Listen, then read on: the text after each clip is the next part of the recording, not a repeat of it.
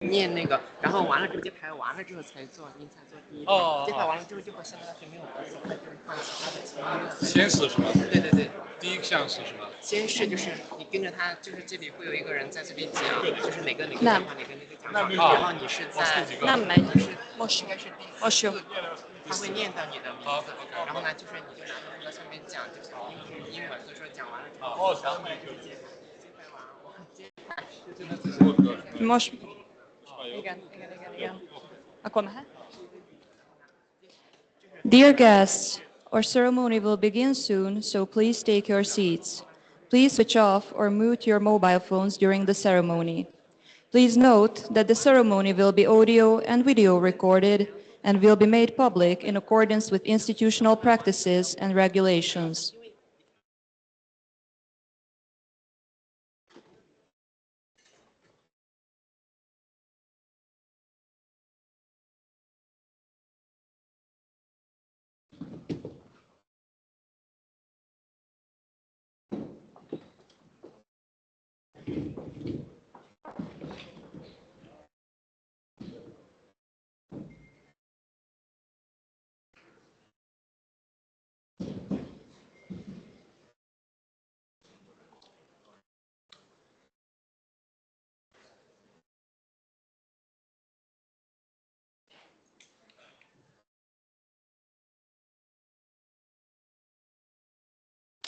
Dear His Excellency Kong Tao, Ambassador of the People's Republic of China to Hungary. Dear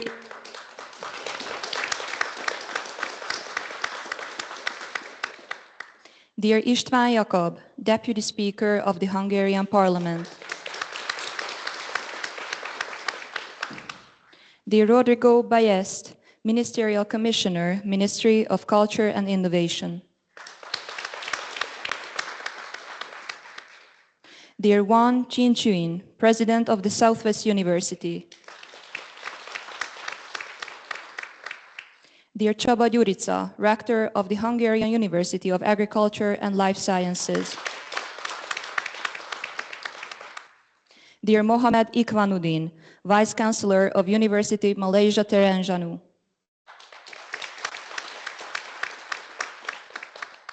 Dear Hoang Kim Anh, Vice Rector of Saigon Technology University.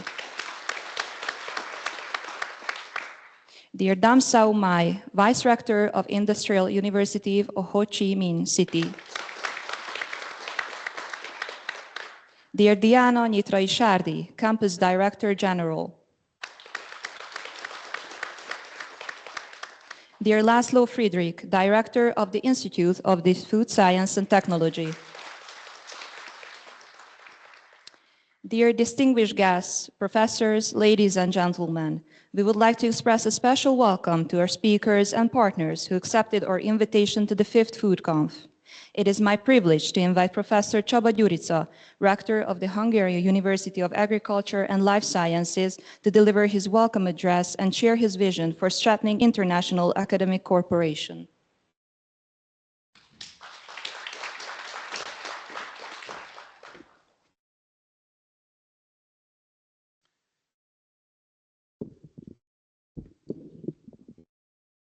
Distinguished government representatives, excellencies, dear university leaders, the ladies and gentlemen. It is a great privilege for me as the host of this prestigious international event to welcome you on behalf of the Hungarian University of Agriculture and Life Sciences. I am truly delighted to see so many countries represented here today, as your presence shows a shared commitment to addressing the global challenges facing the food value chain. Around the world, sustainability, responsible resource management, and strengthened food safety have become increasingly urgent priorities. The One Health approach is no longer merely a professional framework, it is our collective responsibility. It reminds us that human health, animal health, and the state of our environment are inseparably connected. Ensuring the production of high-quality, safe food is therefore a central element of this vision and a global necessity. Our university, and I trust all our partners, remains dedicated to promoting practices across the entire food value chain that reduce food waste, preserve our environment, and ensure the sustainable use of resources. Today, we have access to cutting-edge precision technologies. Digitalization, data-driven decision-making, artificial intelligence, and advanced sensor systems provide opportunities that were once unimaginable for improving the efficiency and quality of food production. Our partners are well aware that, in addition to educational activities, MATE is committed to allocating significant resources to research and development. Our university currently has students from 113 countries, which gives us a dominant role in global competition and value creation. This is not only a huge responsibility and challenge, but also a substantial opportunity in which I count on the continued cooperation of you and our partners in the future. I firmly believe that innovation and international cooperation can build a strong bridge between research, industry, and society. This event aims to do exactly that, create a space for dialogue, inspire shared thinking, and prepare the solutions that will shape the future of the food value chain in a responsible, transparent, and sustainable way. Thank you for honoring us with your presence and for your active engagement. I trust that today and the period ahead will bring forth meaningful collaborations and joint projects that lead to real progress. I wish you all a productive and inspiring day of discussions and exchange. Thank you very much. Thank you very much.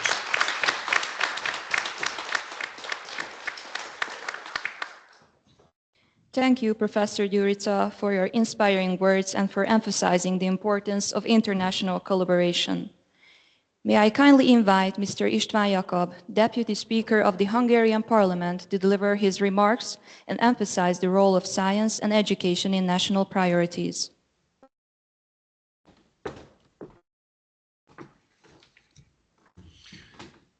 Tisztelt Excellenciás Nagykövet úr, tisztelt Rektor úr, intézetigazgató úr, államtitkár úr, rektor helyettes hölgyek és urak, dékán hölgyek és urak, professzor hölgyek és urak, kedves barátaim, szinte az egész világból nagy tisztelettel és szeretettel köszöntöm Önöket.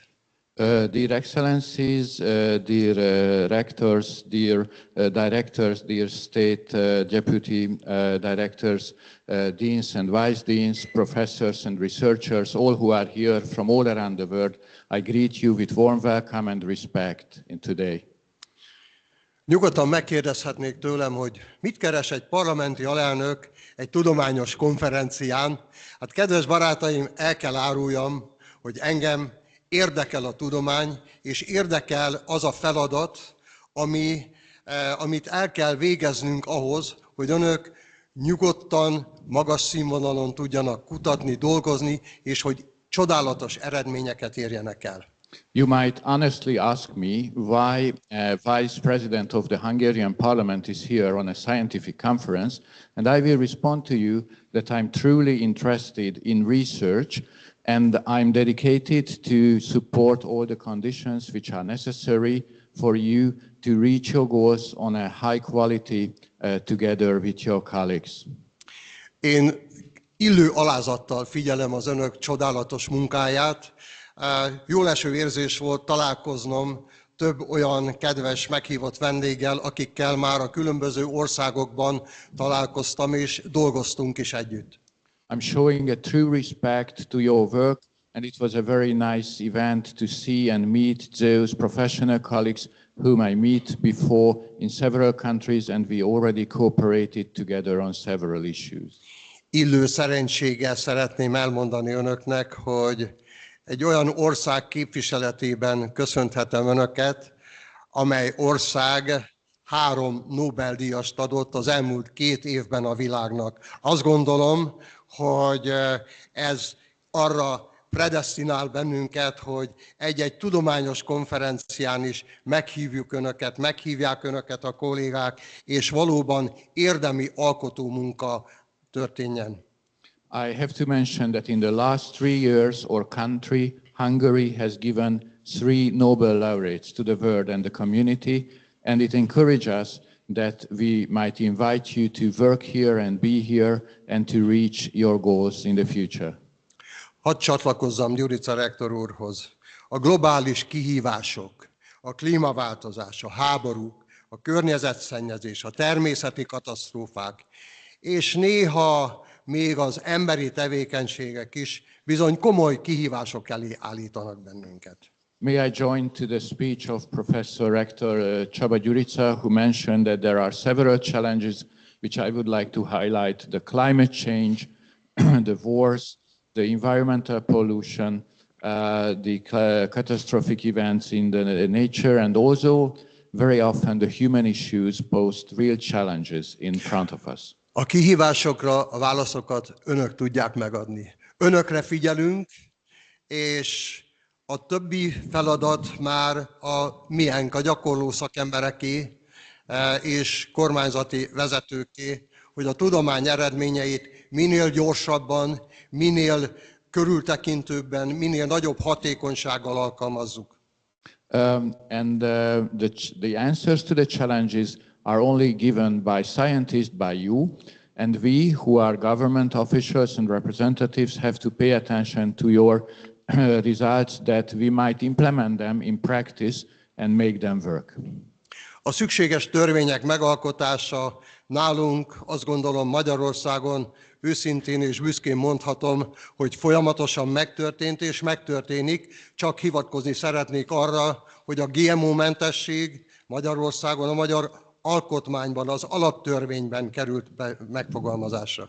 The necessary laws and legislation have always been performed in Hungary, also in the past years and currently, and I would like to call your attention to one fact, one example, that the GMO zero level, like the free from GMO product, is given in the fundamental law of the Hungarian nation. A siker azon múlik, hogy az önök eredményeit hogyan tudjuk minél gyorsabban a gyakorlatba átültetni. Jó magam, és erről egy gondolatot hadd mondjak, a Nemzeti Agrártanácsadási Bizottság elnökeként ezt a gyakorlatban is végzem, és tudom, hogy nem egyszerű, de higgyék el, hogy ha ezt nagyon jól csináljuk, jól szervezetten végezzük ezt a munkát, akkor ennek az eredményei nagyon hamar megjelennek. Our role is to implement your results in everyday practice, and I would like to give an example. I am the head of the National Extension Organization, and I do that consultancy also in practice. There are several challenges in that transformation, but trust me, when we do it on a long term, it pays back really.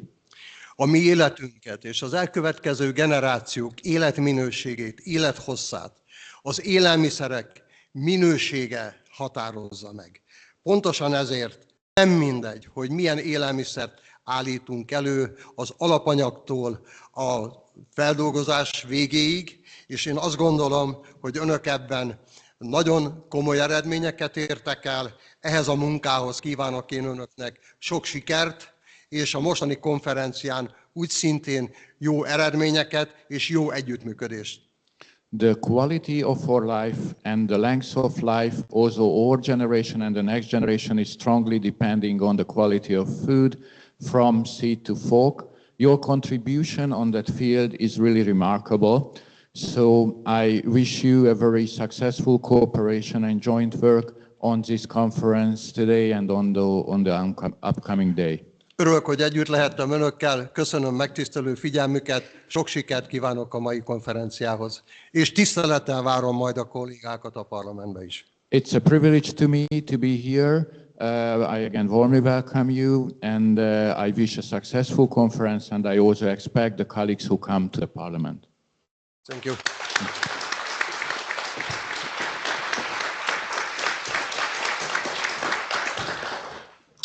Thank you, Mr. Deputy Speaker, for your thoughtful remarks. I now have the honor to invite Rodrigo Ballest, Ministerial Commissioner, Minister of Culture and Innovation, to address the conference and highlight the importance of research and innovation for sustainable development.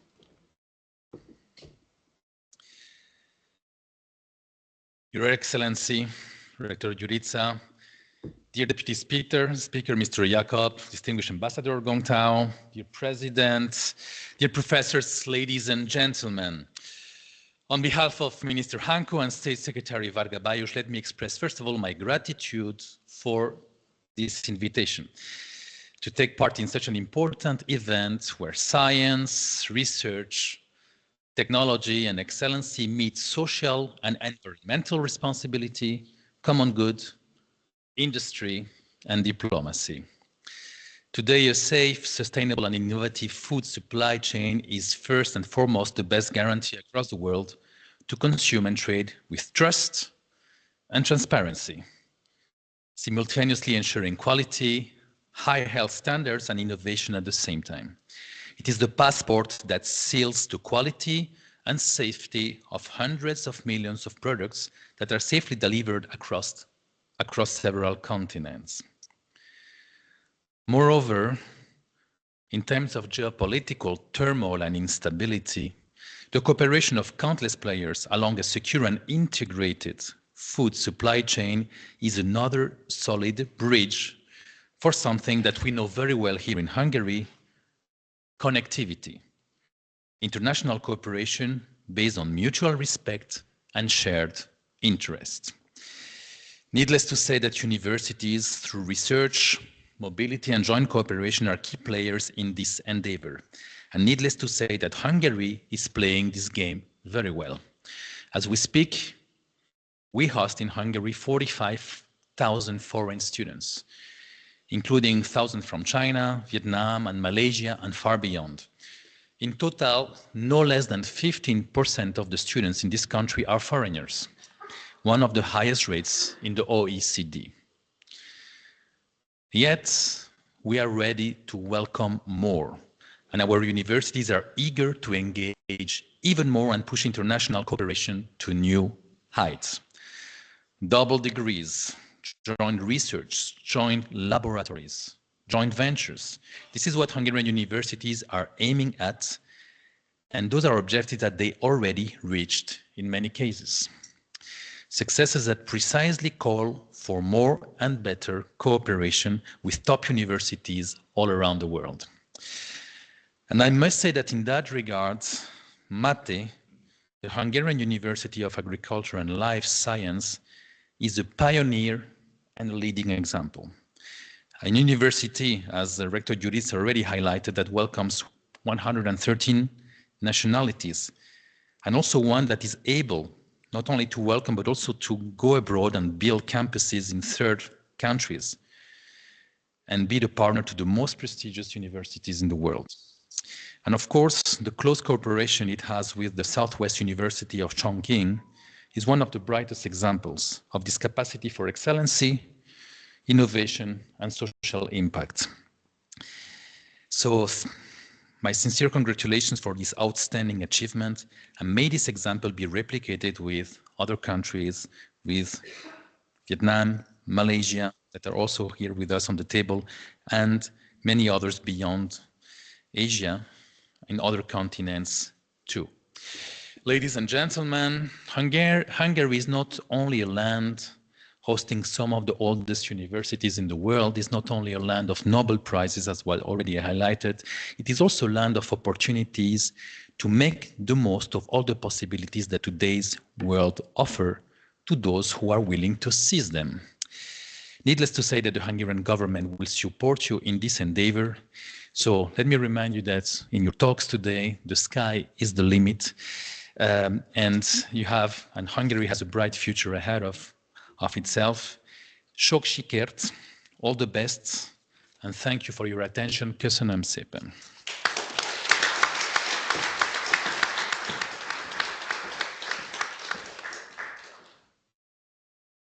Thank you, Commissioner Rodrigo Ballest, for your valuable insights and support for research and innovation. It is my great honor to invite His Excellency Kong Tao, Ambassador of the People's Republic of China in Hungary, to share his thoughts on the significance of academic and cultural ties between our nations.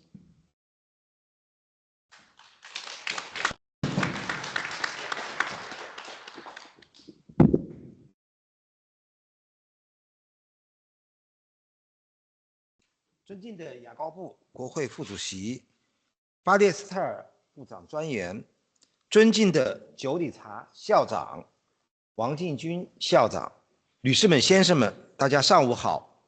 很高兴应邀来到著名的匈牙利农业和生命科学大学，出席第5届国际食品科学技术和创新会议开幕式，并共同见证中国匈牙利食品科学“一带一路”联合实验室揭牌。我谨代表中国驻匈牙利使馆对会议的举办表示热烈的祝贺，并向出席会议的各位嘉宾、各位朋友表示诚挚的问候。中国是一个农业大国，中国党和政府把解决好农业、农村、农民问题作为治国理政的重中之重，把脱贫攻坚作为全面建成小康社会的标志性工程。中方深刻把握中国国情特点和贫困治理规律，始终坚持以人民为中心，坚持精准扶贫，坚持在经济发展中扶贫，坚持在促进当地特色产业发展中扶贫，坚持在促进共同富裕中扶贫。截至2020年底，现行标准下9899万农村贫困人口全部脱贫，12.8万个贫困村全部出列，区域性整体贫困问题得到历史性解决。这一成就不仅意味着中国提前10年实现联合国2030年可持续发展议程的减贫目标，更标志着中国在消除绝对贫困方面取得了全面胜利。中方的脱贫攻坚事业也得到了各国友人的支持与帮助。匈牙利农业大学的樱桃专家卡若利·赫鲁特科教授，过去20多年里多次到中国西部农村，帮助当地引进优良樱桃品种和种植技术，助力当地脱贫。2015年，他荣获中国政府友谊奖，生动诠释了中匈人民的深厚友谊。科技赋能，农业腾飞。2024年底，中国农业科技进步贡献率达到63.2%，科技成为农业增长的第一动力。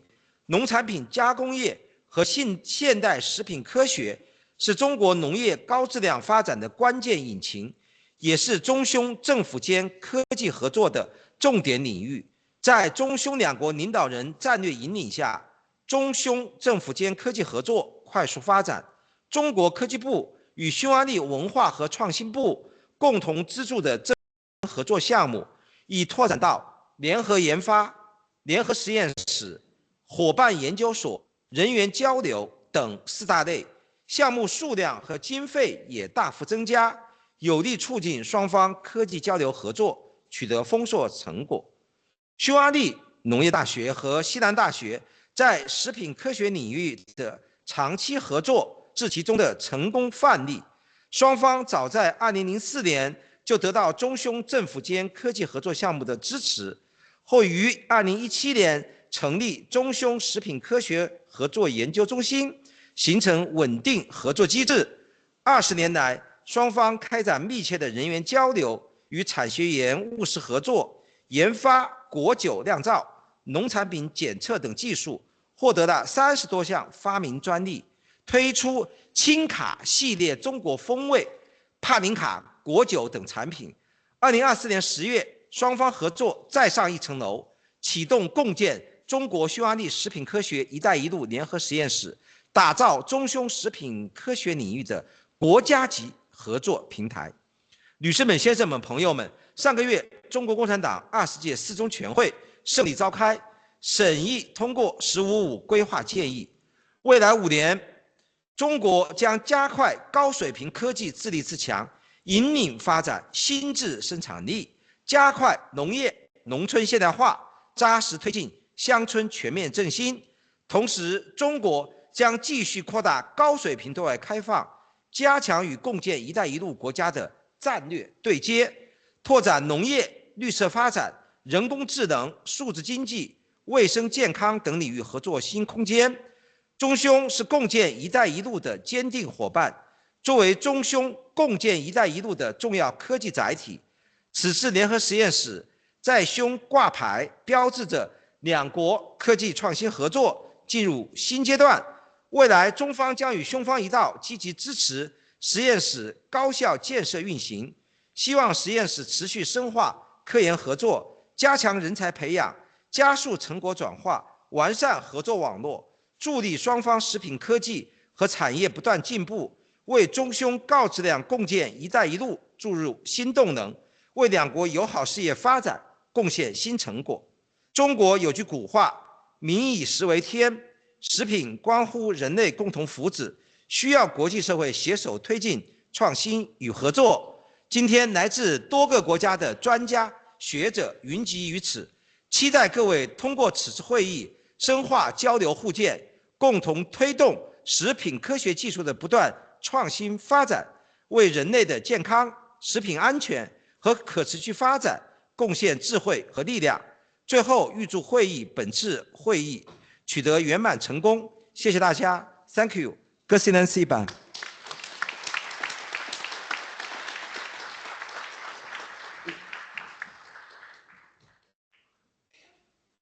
Thank you, Your Excellency, for your encouraging words and for reinforcing the strong ties between our nations. It is my honor to invite Professor Wang Jinjun, President of Southwest University, to deliver his welcome address and share his appreciation for the collaboration between Southwest University and the Hungarian University of Agriculture and Life Sciences within the framework of the Belt and Road Joint Research Laboratory on Food Science and Technology.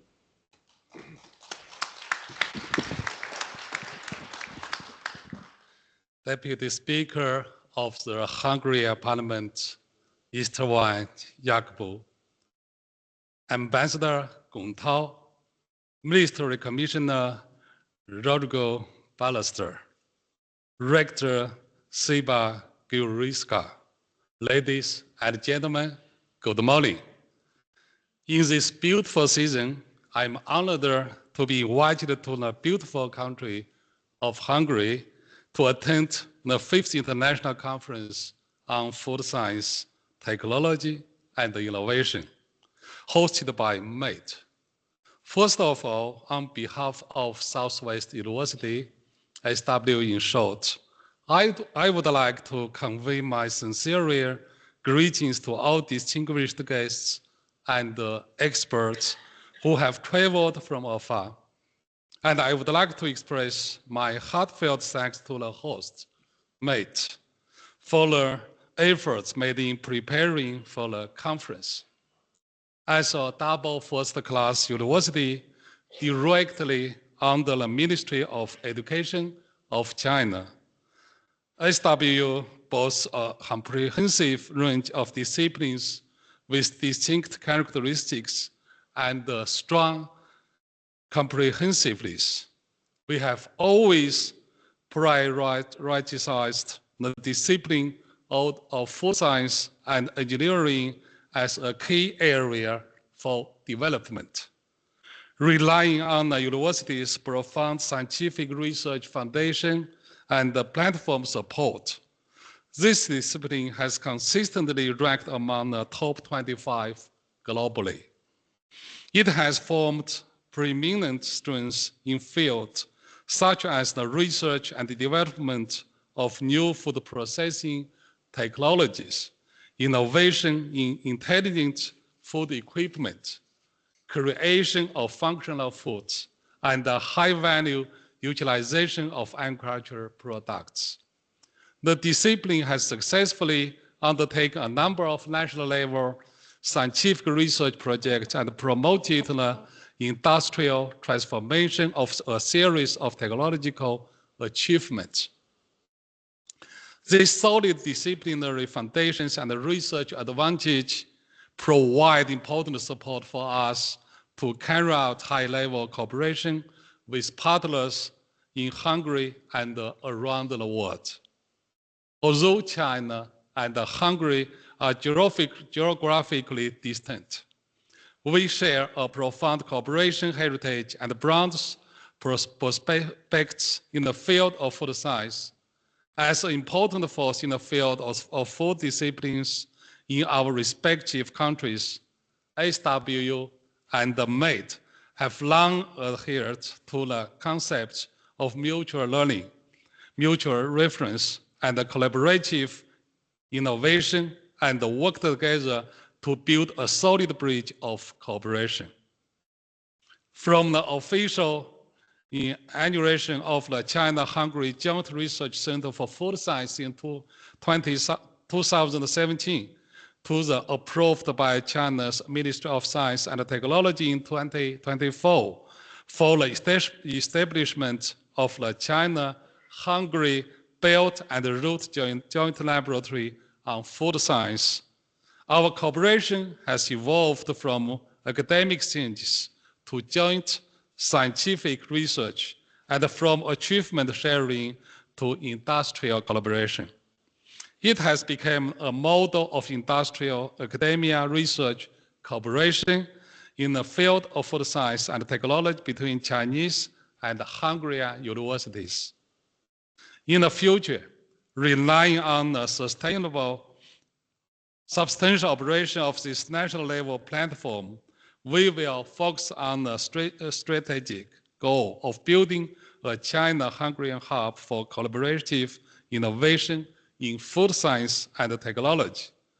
We will deepen cooperation in improving the quality and optimize the efficiency of characteristic agricultural product processing, advance the modernization and the standardization of traditional food processing, and give full play to the role of the joint laboratory as a strategic bridge between the food industry and the scientific research communities in China and Europe. We will also drive the common development of countries along the Belt and the Road through radiation effects. The 5th International Conference on Food Science, Technology, and Innovation is not only an academic event for experts and scholars in the global food science and the technology field, but also an important link for deepening international cooperation and promoting the implementation of innovative achievements. At this conference, 2 professors from our university will deliver special reports on cutting-edge topics, such as the application of food biotechnology in the extraction of functional components and the innovation in green technologies for deeper processing of agricultural products. We will also set up post displays covering areas including biological control for modern storage and the preservation of agricultural products, and exploration of microbial resources to promote the big health industry. Through this, we will share our research practice and insights and look forward in deep dialogues, idea exchanges, and joint improvement with all experts. We look forward to taking this conference as a new starting point to further expand the dimension of cooperation, conducting joint research in cutting-edge fields of food science and technology, deepening exchanges in the training of young scientific research talents, and exploring new models in industrial academia research collaborative innovation. We will work together to promote more food science and technology achievements to serve the development of the food industry in both countries and around the world, and contribute more wisdom and strength to enhancing the competitiveness of the food industry and improving human health and well-being. Finally, I wish this conference complete success. May the path of food science and technology cooperation between China and Hungary, as well as between our two universities, become broad and more fruitful. I wish all leaders and experts a pleasant exchange and a fruitful experience during the conference. Thank you very much.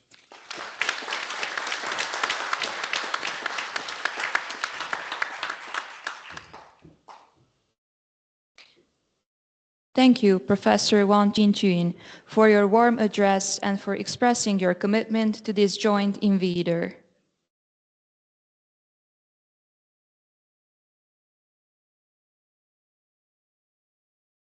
Next, we will unveil the plaque representing the strong partnership between our universities within the framework of the Hungary-China Belt and Road Joint Laboratory on Food Science and Technology. We kindly invite all members of the Presidium to proceed to the plaque area.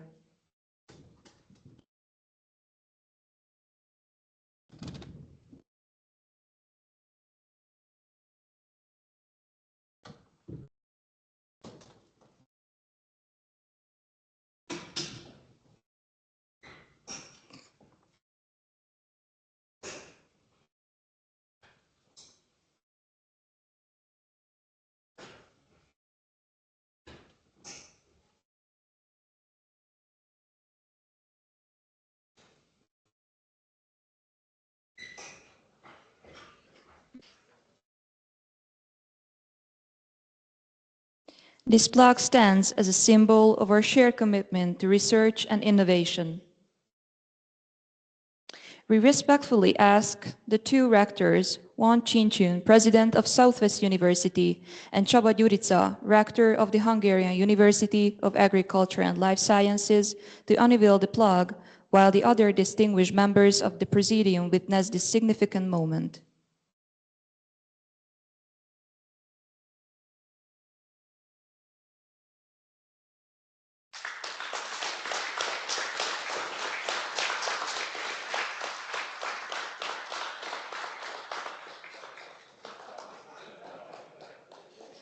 Thank you for unveiling the plaque. We kindly ask the rectors to sit on the bench and kindly ask the rest of the Presidium to stand behind them for taking a picture about this moment.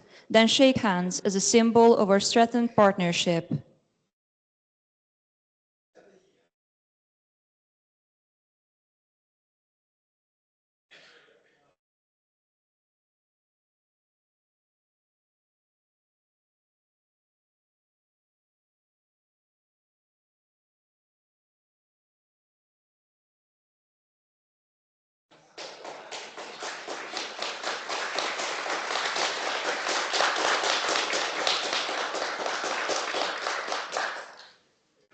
Thank you to our distinguished guests and members of the Presidium for joining us in this symbolic moment. The unveiling of this plaque marks a milestone in our shared commitment to research and education.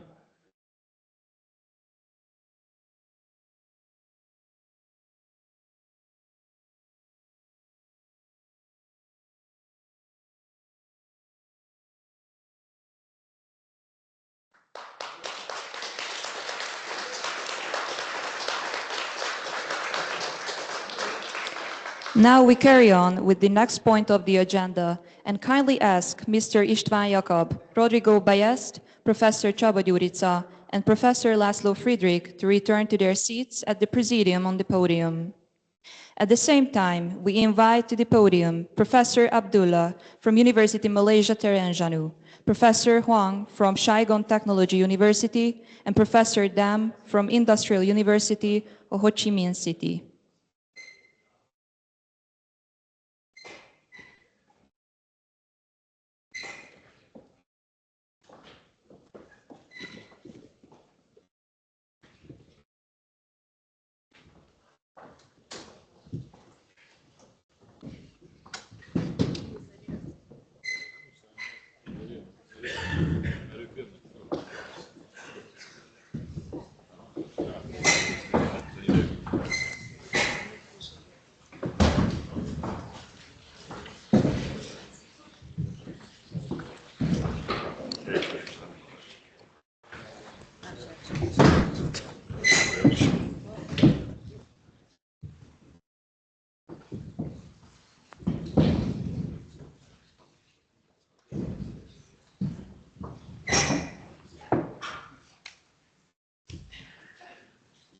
It is my privilege to invite Professor Abdullah, Vice Chancellor of University Malaysia, Terengganu, to deliver his welcome speech.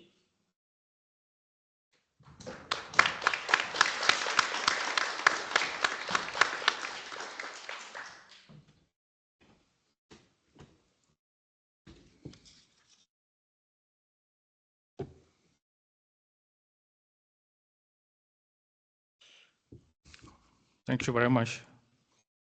Very good morning, Your Excellency, Deputy Speaker of the Hungarian Parliament, Mr. Ivans Jacobs, Your Excellency, the Ministerial Commissions, Dr. Rodrigo Balasta, sorry, and of course my colleague, Your Excellency, the Rector of MED, Professor Shaba Yusrisa, and ladies and gentlemen, and professors, colleagues, and audience, it is my truly an honor to stand here at the 5th Food Conference and to present my University Malaysia Terengganu, Malaysia, on these remarkable occasions. I wish to express my deep appreciations to the Hungarian University of Agriculture and Life Science, META, for the warm hospitality and for hosting these meaningful events. Today's ceremony marks not only the celebration of science and innovations, but also the formal strengthening of academic ties between our University Malaysia Terengganu, and METS through the signing of our Memorandum of Understanding MOU. These partnerships reflect our shared belief that knowledge knows no boundaries, that collaboration across continents is a foundation of sustainable progress. In an era where food security, climate change, and sustainability define our global priority, it is vital for the university like ours to lead this example, combining scientific excellence with sectors' impact. Together, UMT and MET are well positioned to contribute solutions that transgress the national boundary, particularly in the field of aquatic resources, management and biotechnology, and sustainable food systems. As maritime nations, our country, Malaysia, recognizes the importance of aquatics and marine resources for human well-being and economic resilience. Our collaboration with MET and with our regional partner will enhance the exchange of knowledge, promote joint research, strengthen the capacity building initiative that will benefit our students, scholars, and community alike. I would like to take this opportunity once again to thank Professor, our Rector of MET, Professor Dr. Shaba Juriska, and his outstanding team for these visions and commitment for fostering the global corporations. I also wish to acknowledge the collaborative effort of our colleagues from UMT and from MET who have worked tirelessly to bring this MOU today. UMT is proud to embark on this journey of partnerships, innovation, and shared purpose.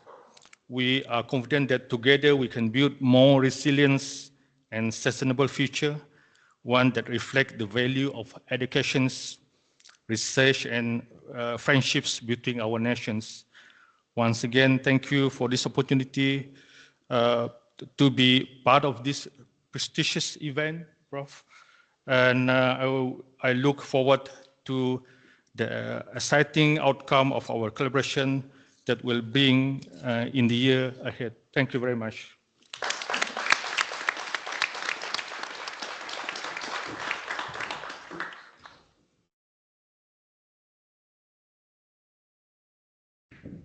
Thank you, Professor Abdullah, for your encouraging words and for reinforcing the value of international partnerships.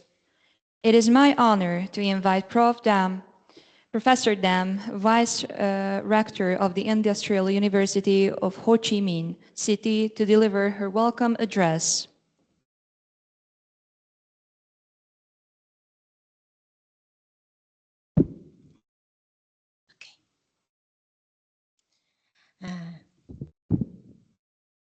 Dear Istvan Jacob, Deputy Speaker of Hungarian Parliament, the Ambassador of the People's Republic of China in Hungary, Dr. Roderick Basletter, Ministerial Commissioner, Ministry of Culture and Innovation, Professor Csaba Jurica, Rector of Hungarian of Mate, Professor Laszlo Friedrich, and Professor Dina Nitra Safri.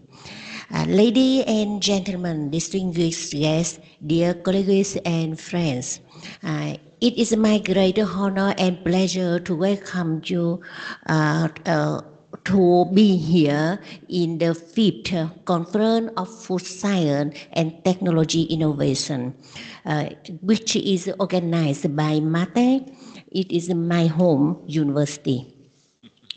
My name is Dam Shamai. My Hungarian name is Hoynalko. And now I am on behalf of my university, the Industrial University of Ho Chi Minh City, and I also the alumni of MATE. It is a very, very special and emotional moment for me to stand and here again. I would like to express my sincere thank you for the organizer for inviting me and giving me the wonderful opportunity to return this esteemed institution. In Mojaro, Mindik Biske Lasek Oro Hoj Mate Alumnasa Vojo.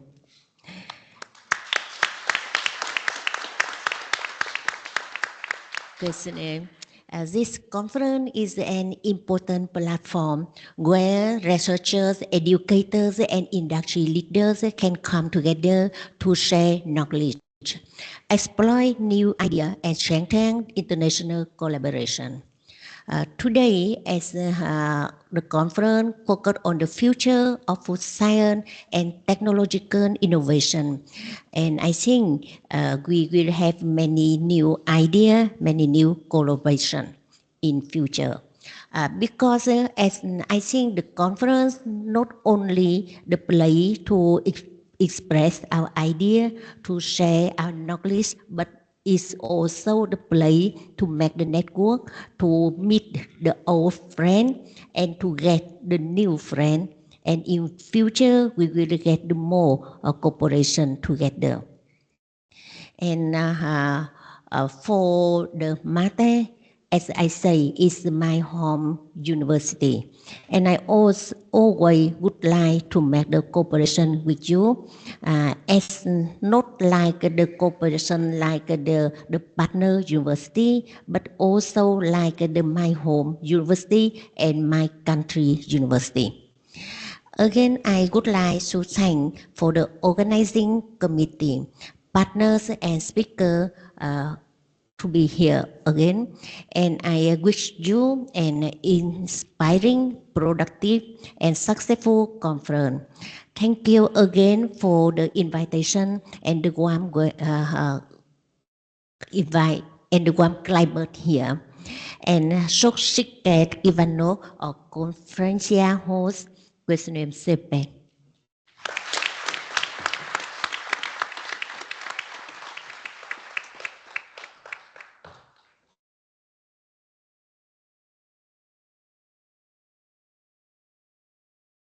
Thank you, dear Vice Rector, for your warm and inspiring words. I now kindly invite Professor Hong, Vice Rector of Saigon Technology University, to share her welcome remarks.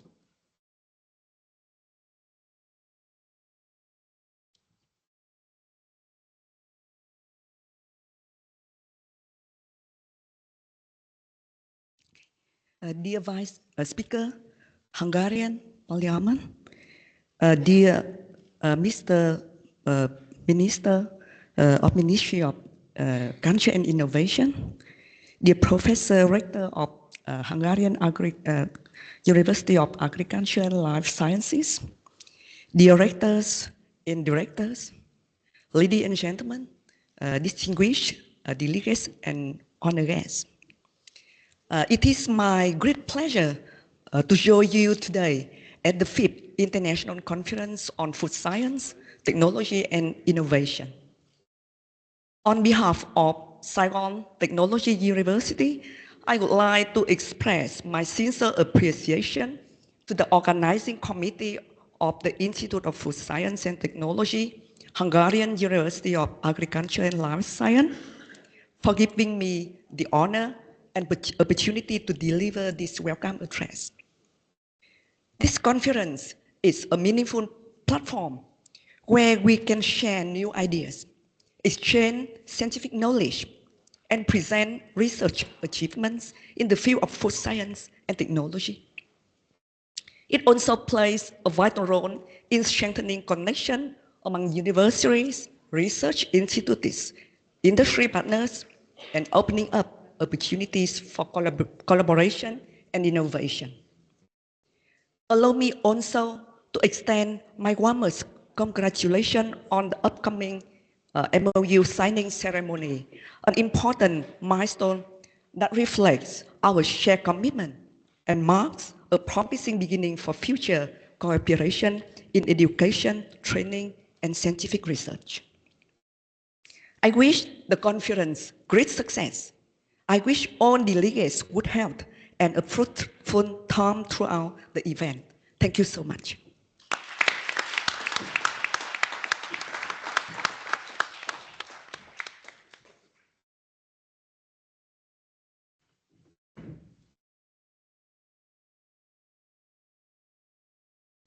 Thank you, dear Vice Rector, for your thoughtful address and for highlighting the importance of collaboration in education and research. We now proceed to the signing of the Memoranda of Understanding, marking another important step in strengthening our international partnerships.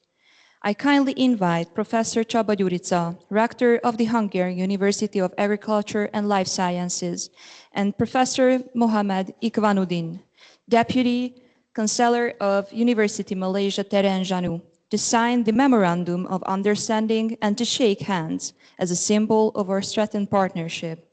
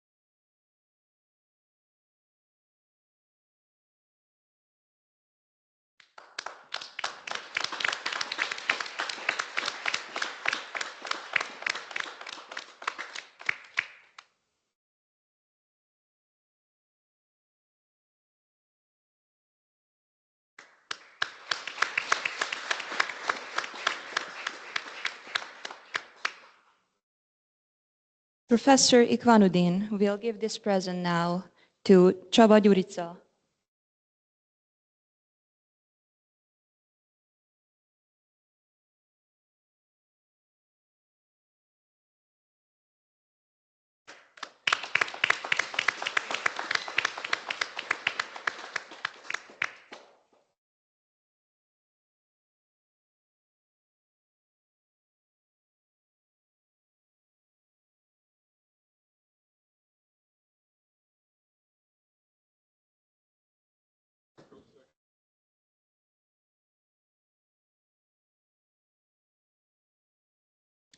Thank you to both signatories for formalizing this important partnership.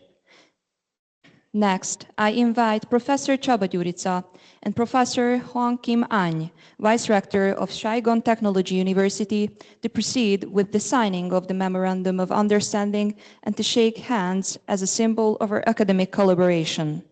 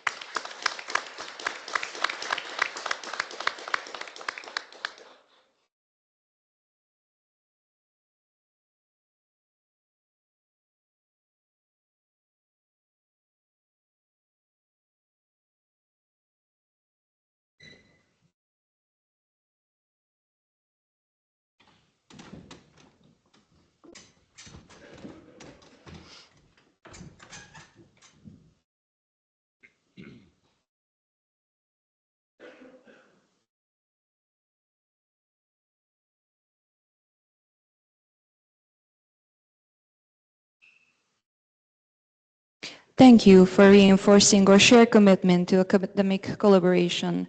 And now, before we switch to the first academic plenary session of our scientific conference, it is my great pleasure to invite the host of the conference, Professor Laszlo Friedrich, Director of the Institute of Food Science and Technology, Hungarian University of Agriculture and Life Sciences, to reflect on today's ceremony and deliver his opening remarks. Thank you very much. Respected conference, dear His Excellency of Chinese Ambassador, Vice Speaker of the Hungarian Parliament, Rectors, Vice Rectors, Minister, Commissioner, Deans, Director, Professor, dears, ladies and gentlemen, dear colleagues, dear guests. On behalf of the Institute of Food Science and Technology of Hungarian University of Agriculture and Life Sciences, I would like to with great respect for the FoodConf 2025 conference on the Buda campus here. It's a great honor for us that you accepted our invitation, and we are here together in this international conference today. First of all, please let me say a few thoughts about the FoodConf. The FoodConf, an international conference, began in 2030, containing and bringing together previous scientific national and international conferences. It's held every 2 years, and the recent one is the fifth conference, this fifth FoodConf. There has always been great interest, but today is a good example of the collaboration, active national and international cooperation, because there are more than 300 persons here today from the 4 continents, 130 international lecturers and research colleagues from 27 countries and 32 international PhD students, including with the framework of the Belt and Road Cooperation. This is a Chinese-Hungarian joint lab we heard about from China and other countries, Vietnam, Malaysia, Taiwan, Ghana, Chad, Turkey, as well as many European countries, for example, Italy, Germany, Poland, Serbia, Kosovo, Romania, Slovakia, Croatia, and many types of countries. The Hungarian Academy of Sciences is celebrating the 200th anniversary of its founding in this November. Under the leadership of Count István Széchenyi, the Hungarian Society and Scientists was funded for the sacred purpose of strengthening and spreading and promoting the nationality and the language.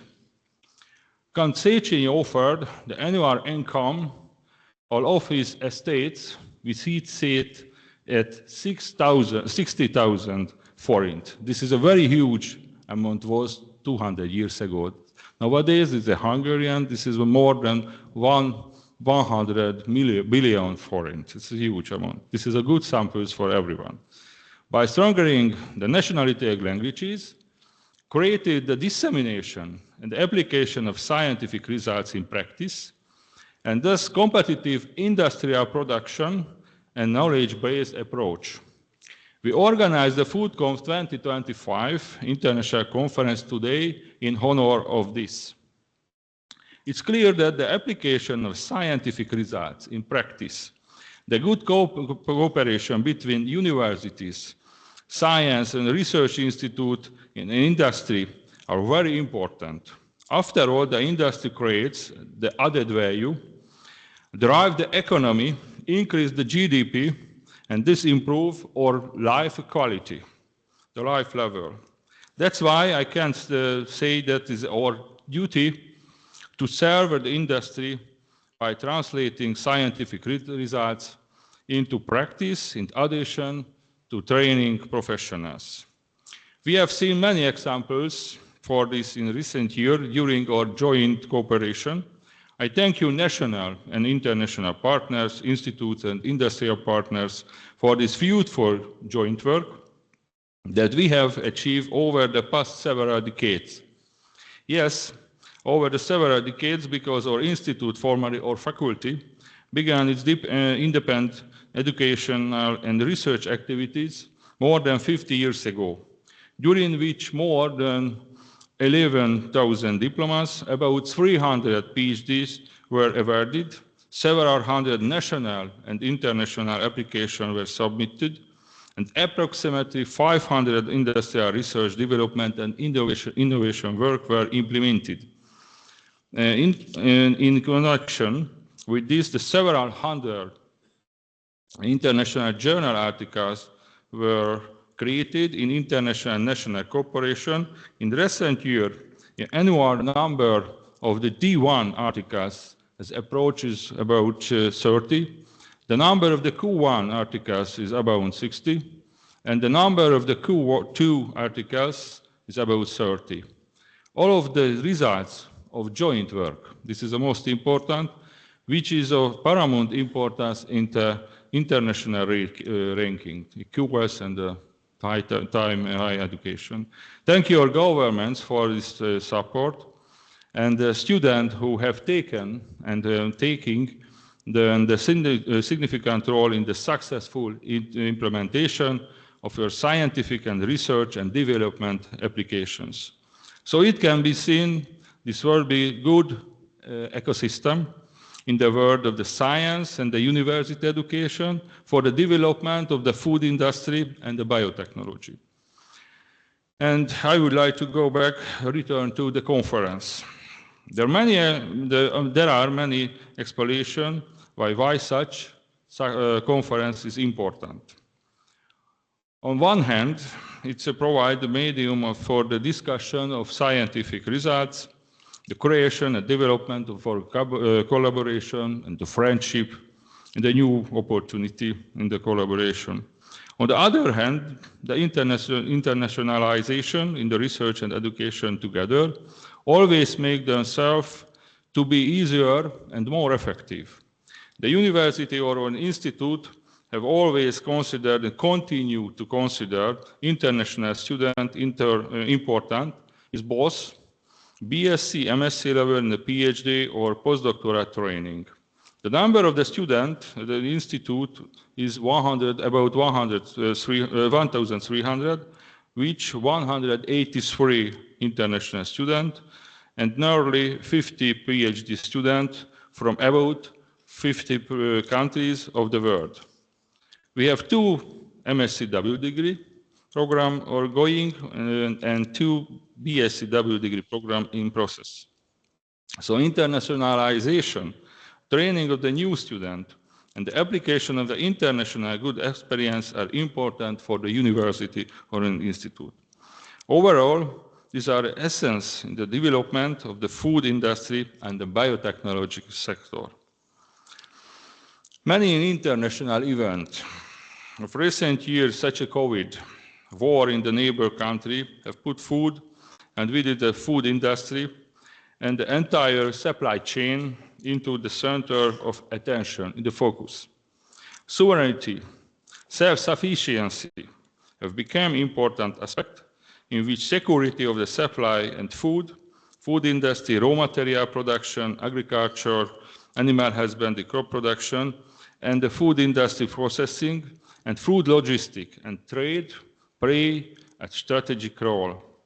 The entire supply chain approach is a basis of all this, in which the concept of the farm to fork has explained.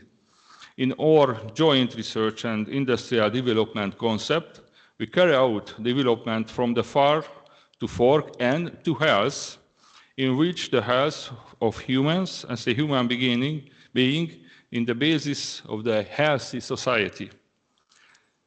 Since our health is determined by our nutrition in about 50–70%, health-focused customer needs are important to us in product and technology development, taking into account economical aspects. This is complemented by digitalization, measurement technology, automation, database design, making, product and technology development, waste reduction, and ensures sustainability and byproduct utilization. Nutrition science, of course, the microbiome, fermentation technology, food safety and quality, as well as the short supply chain, and the customer science in the customer-centered value chain.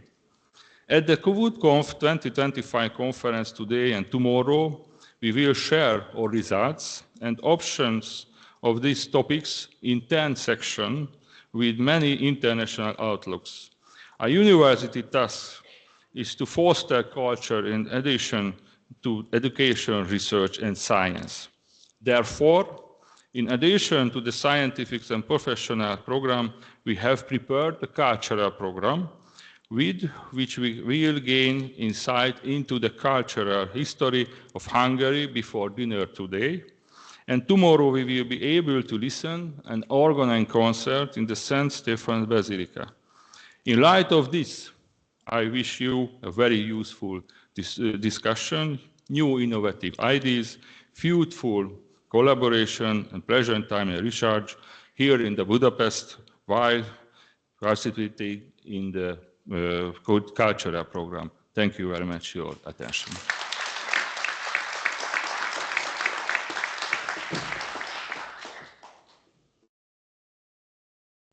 Thank you, Director Friedrich, for your inspiring opening remarks and for highlighting the significance of today's ceremony. We now move to the first academic plenary session of our scientific conference. This session will be chaired by Professor Lívia Simon Sarkadi and Professor József Felföldi. We kindly invite the chairs to begin the session.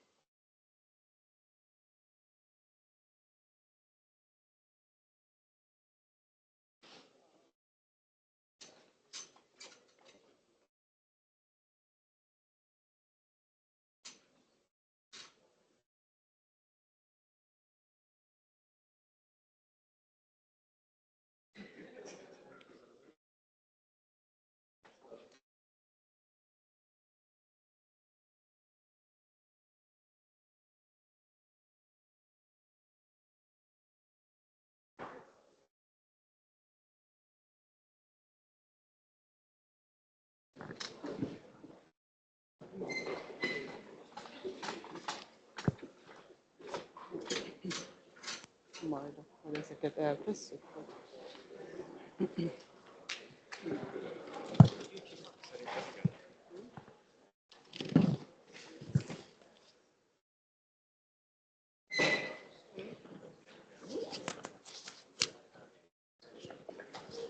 Az már nem jó. Jó. Jó.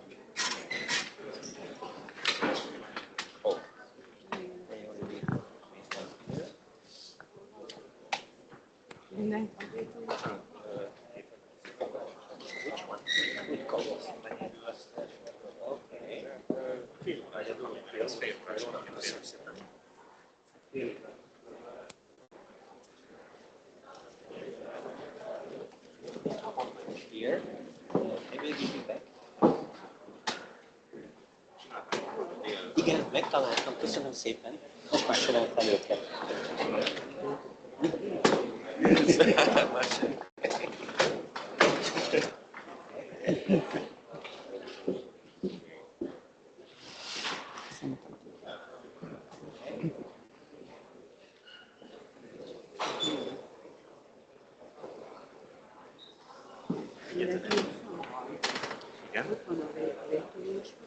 Igen, ő volt a legelső, már költözöttem már idején. Egyetlen egy kérdésem. Én adjam nekik az ajándékcsomagot, vagy odaadjam tanárnőnek, és ön fogja?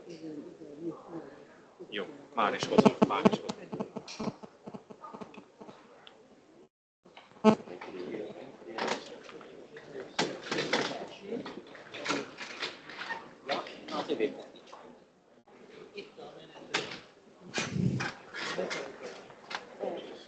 So if you are ready to start this scientific session, please take your seat.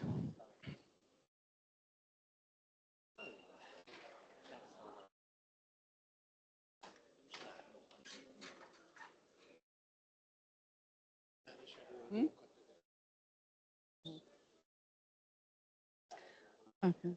May I ask the plenary speakers to join us in this podium and take the seat?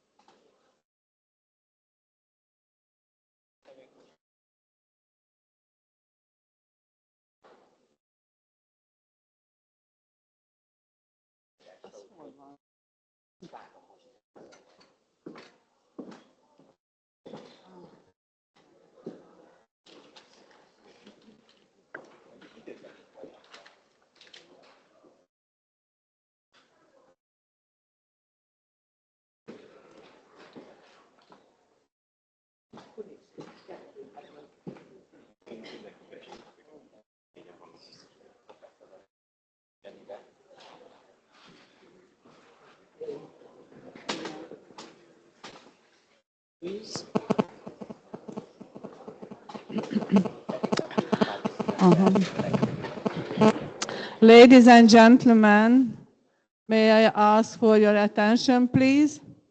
We would like to start this scientific session, so we'd like to invite you to take your seat. And again, I would like to ask our plenary speakers to join us in this podium.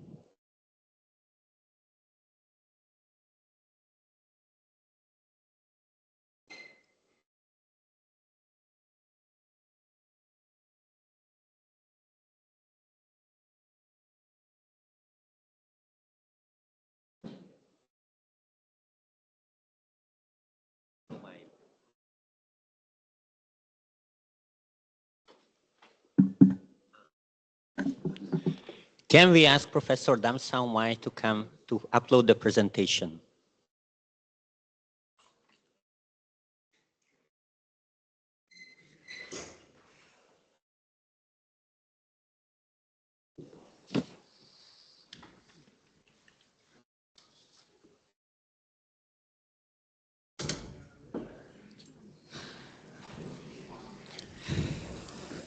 Akkor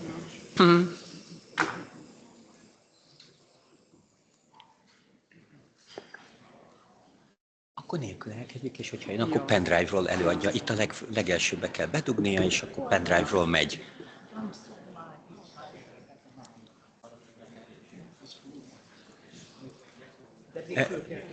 Pendrive-ról van? Akkor majd pendrive-ról előadja. Jó, oké.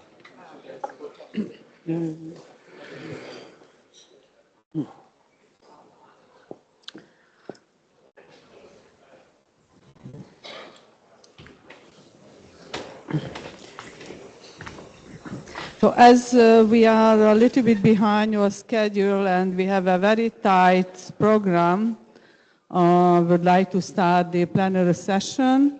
As you have heard, I am Livia Simon-Sarkadi, a full professor at this host university, and it is my great pleasure to welcome you to the scientific session, starting with the plenary.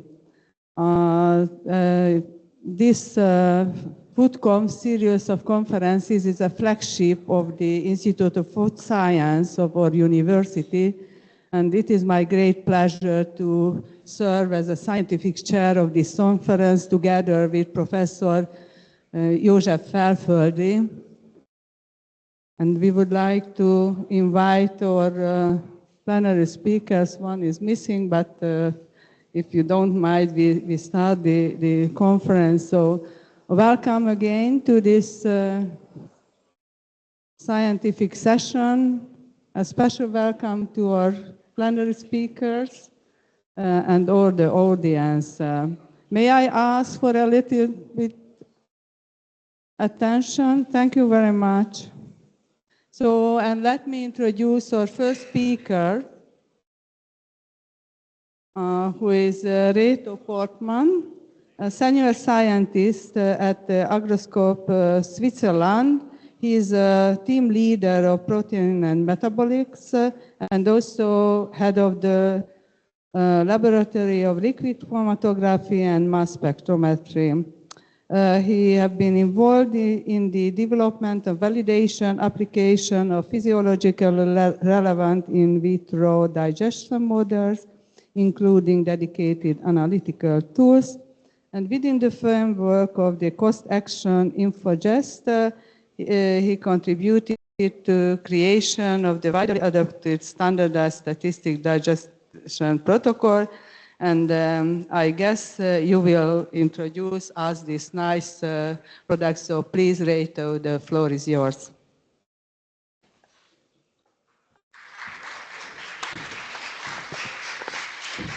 So thank you very much for the kind introduction.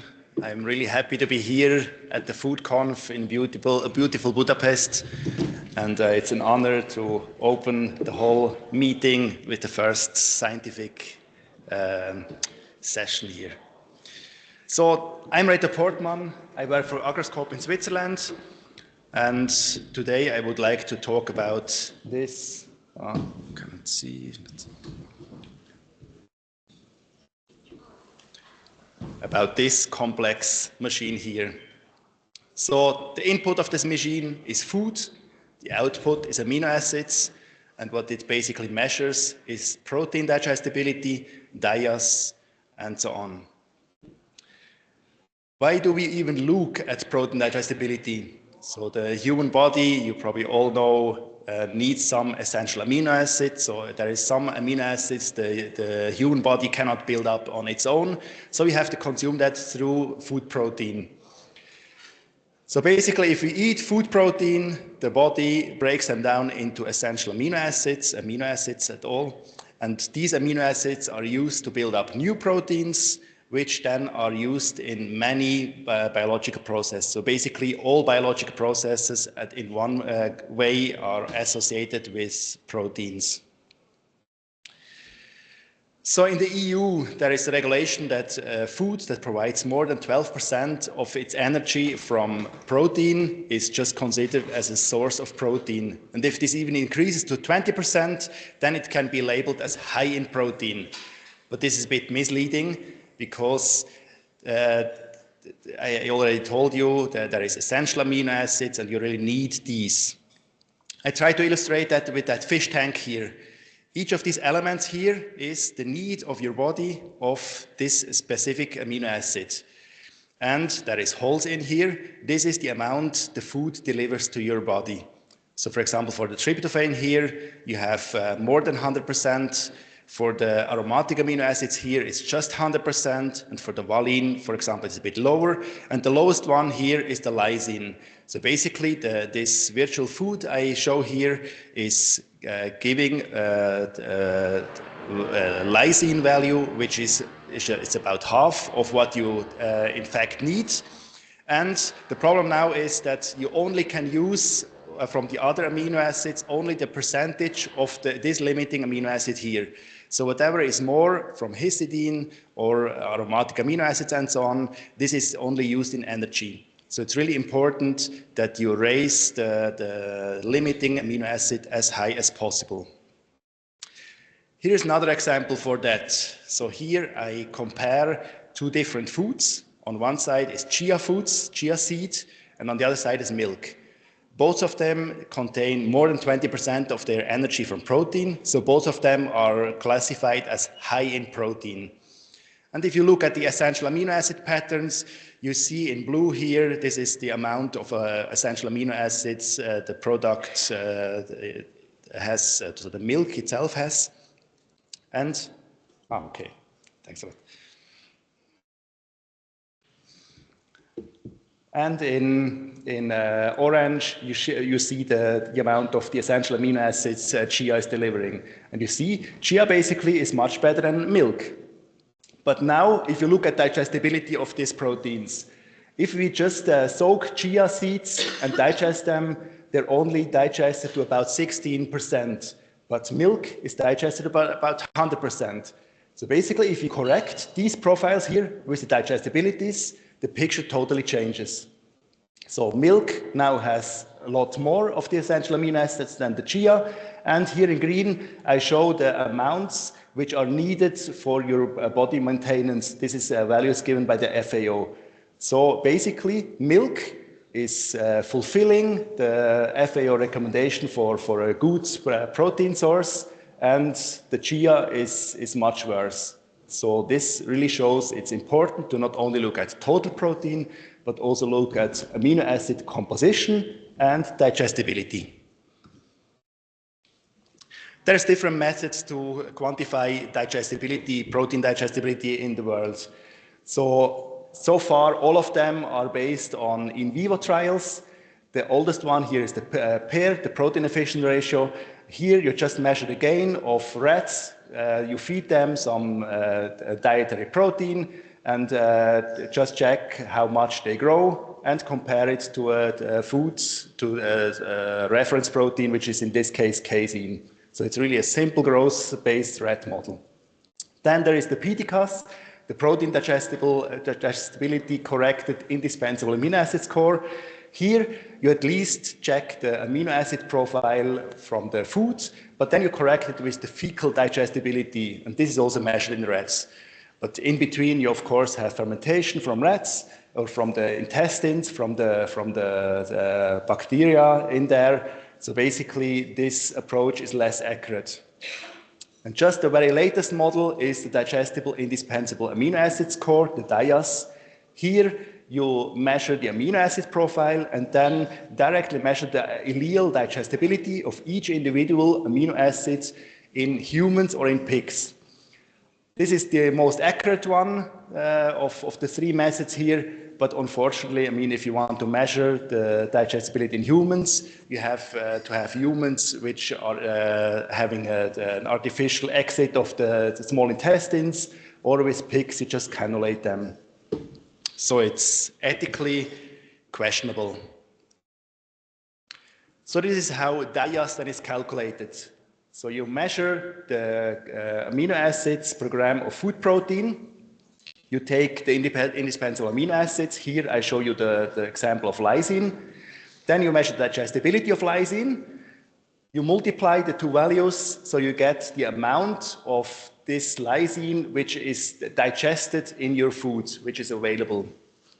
This is one side, this is the measurement side. Then on the other side, you have this table here from the FAO. This says which or how much of which amino acid you really need in what time of your life. So basically you have values for infants, you have values for children, and you have values for older children, adolescents and adults. And so basically here you have the dia measured, here you have the dia reference. If you divide the two of them and multiply by 100, you end up with the digestible indispensable amino acid ratio. And the lowest one of them is the DIAS, the digestible indispensable amino acid score. And in the fish tank I just showed beforehand, this lysine was the DIAS.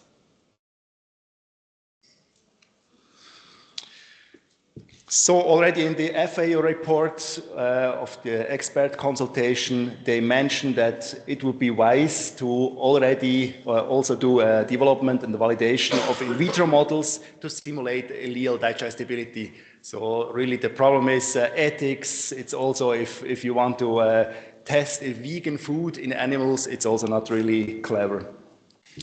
So we try to tackle that task here in the InfoChest cost action. Cost action was an effort from the EU. They funded basically gathering of scientists, bringing experts together and trying to find solution for this part here. So basically within InfoChest, we have developed a human digestion model which should be as physiologic as possible. So it consists of an oral phase, a gastric phase where you have gastric juice with pepsin and you drop the pH to pH 3 and you keep it for 2 hours as it's more or less in our human body. Then you have an intestinal phase where you increase the pH again to pH 7 and you add intestinal juices with bile and pancreatine. And what is really different to other older models here is that we don't only provide values how to digest, but we also tell the people that you really have to test your enzymes for activities because what is labeled on packages is not correct at all. So you go in with the right amount and the right physiological conditions. So this was published originally in this paper, and then we had a revised model, the InfoChest 2 model, which was a Nature Protocols publication. We not only wanted to just rely on physiological data, how much you have to put in of a certain enzyme, but we also wanted to test that model. What we did, we took skim milk powder and we sent it around Europe and told people to digest this skim milk powder, the very same skim milk powder with the InfoChest model, just to test for robustness. And these experiments you can find in this publication here. Then on the other hand, we also wanted to validate the in vivo situation. So we digested the powder in vitro, but also fed the pigs with the same foods, and then slaughtered the pigs, took different segments of the gastrointestinal system, and compared the peptide patterns, the amino acids and everything between the two systems. So basically, so this is published in this publication here. So basically, we ended up with an InfoChest model, which is benchmarked against in vivo and which is robust, proven.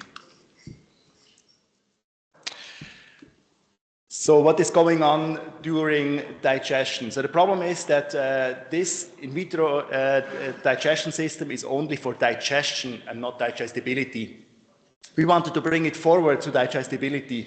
And this is how in theory it would look like. So in food you have intact proteins. These are degrading into bigger peptides, smaller peptides, amino acids.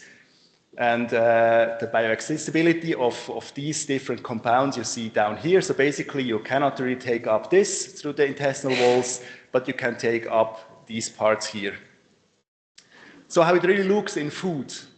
Food doesn't just contain intact proteins, but it contains, first of all, insoluble proteins, then really intact proteins, but you also have a small part of bigger peptides. We call it here bigger than 10 amino acids peptides, smaller than 10 amino acids peptides. and here 3 amino acids. So basically the original, the input situation is somewhere around here.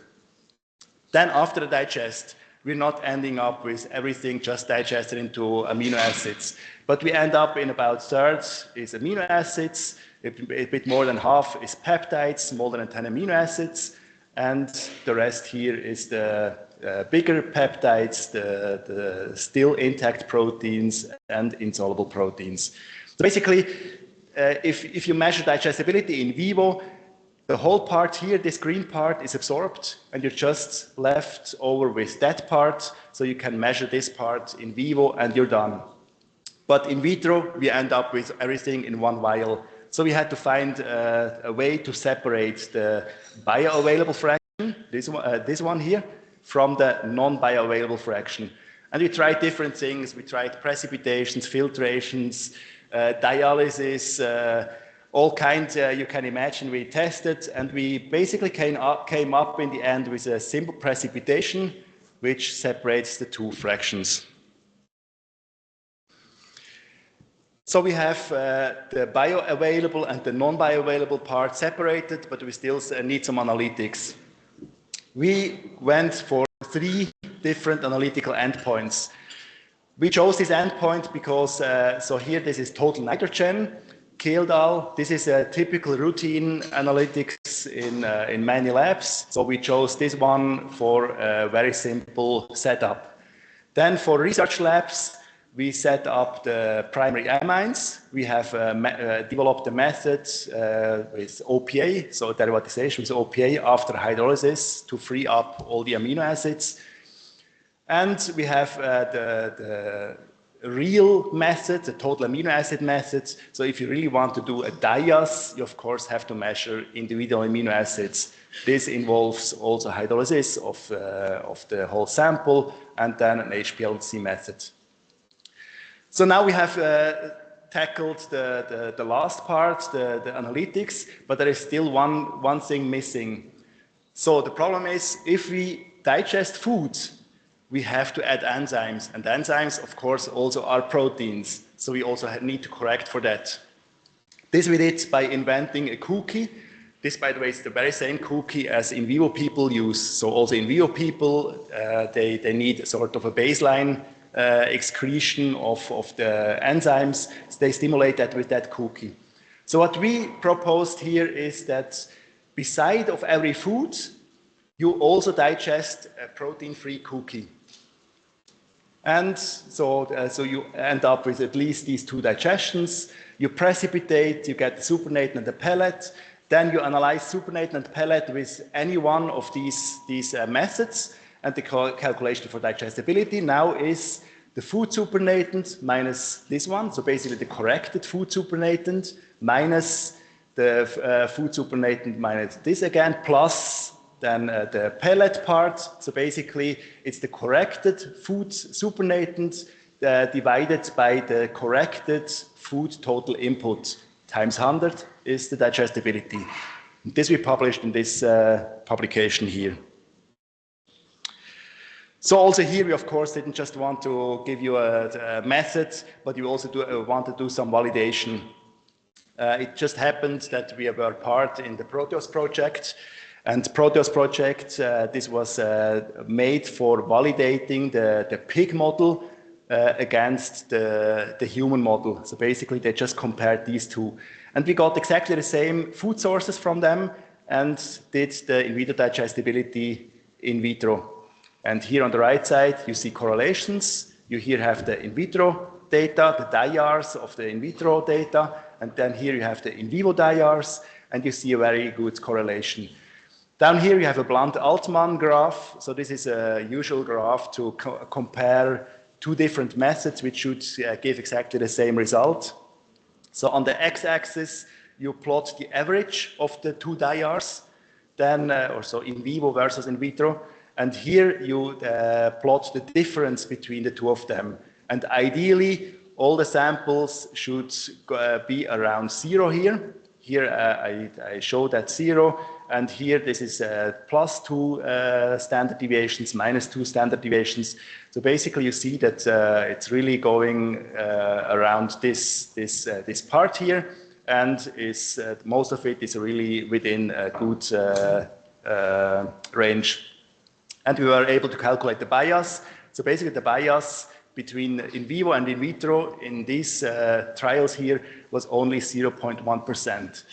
So basically we can say we have a protocol that is validated, at least against these 7 food sources, and it's really measured in parallel.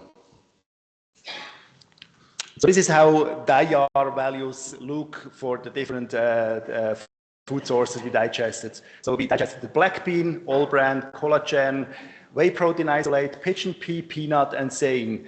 And the black bars, this is always the in vitro DIAR. The light bar here is the in vivo DIAR from the proteus. But unfortunately, they were not able to give good results for peanut, probably because it's quite fatty. So they were not able to deliver at all any data for that. So we found at least some red data, which was done in vivo. And you can see these values really correspond very well between in vitro and in vivo. And we also are able to give the DIAS correctly. So here for all bran, it's a lysine.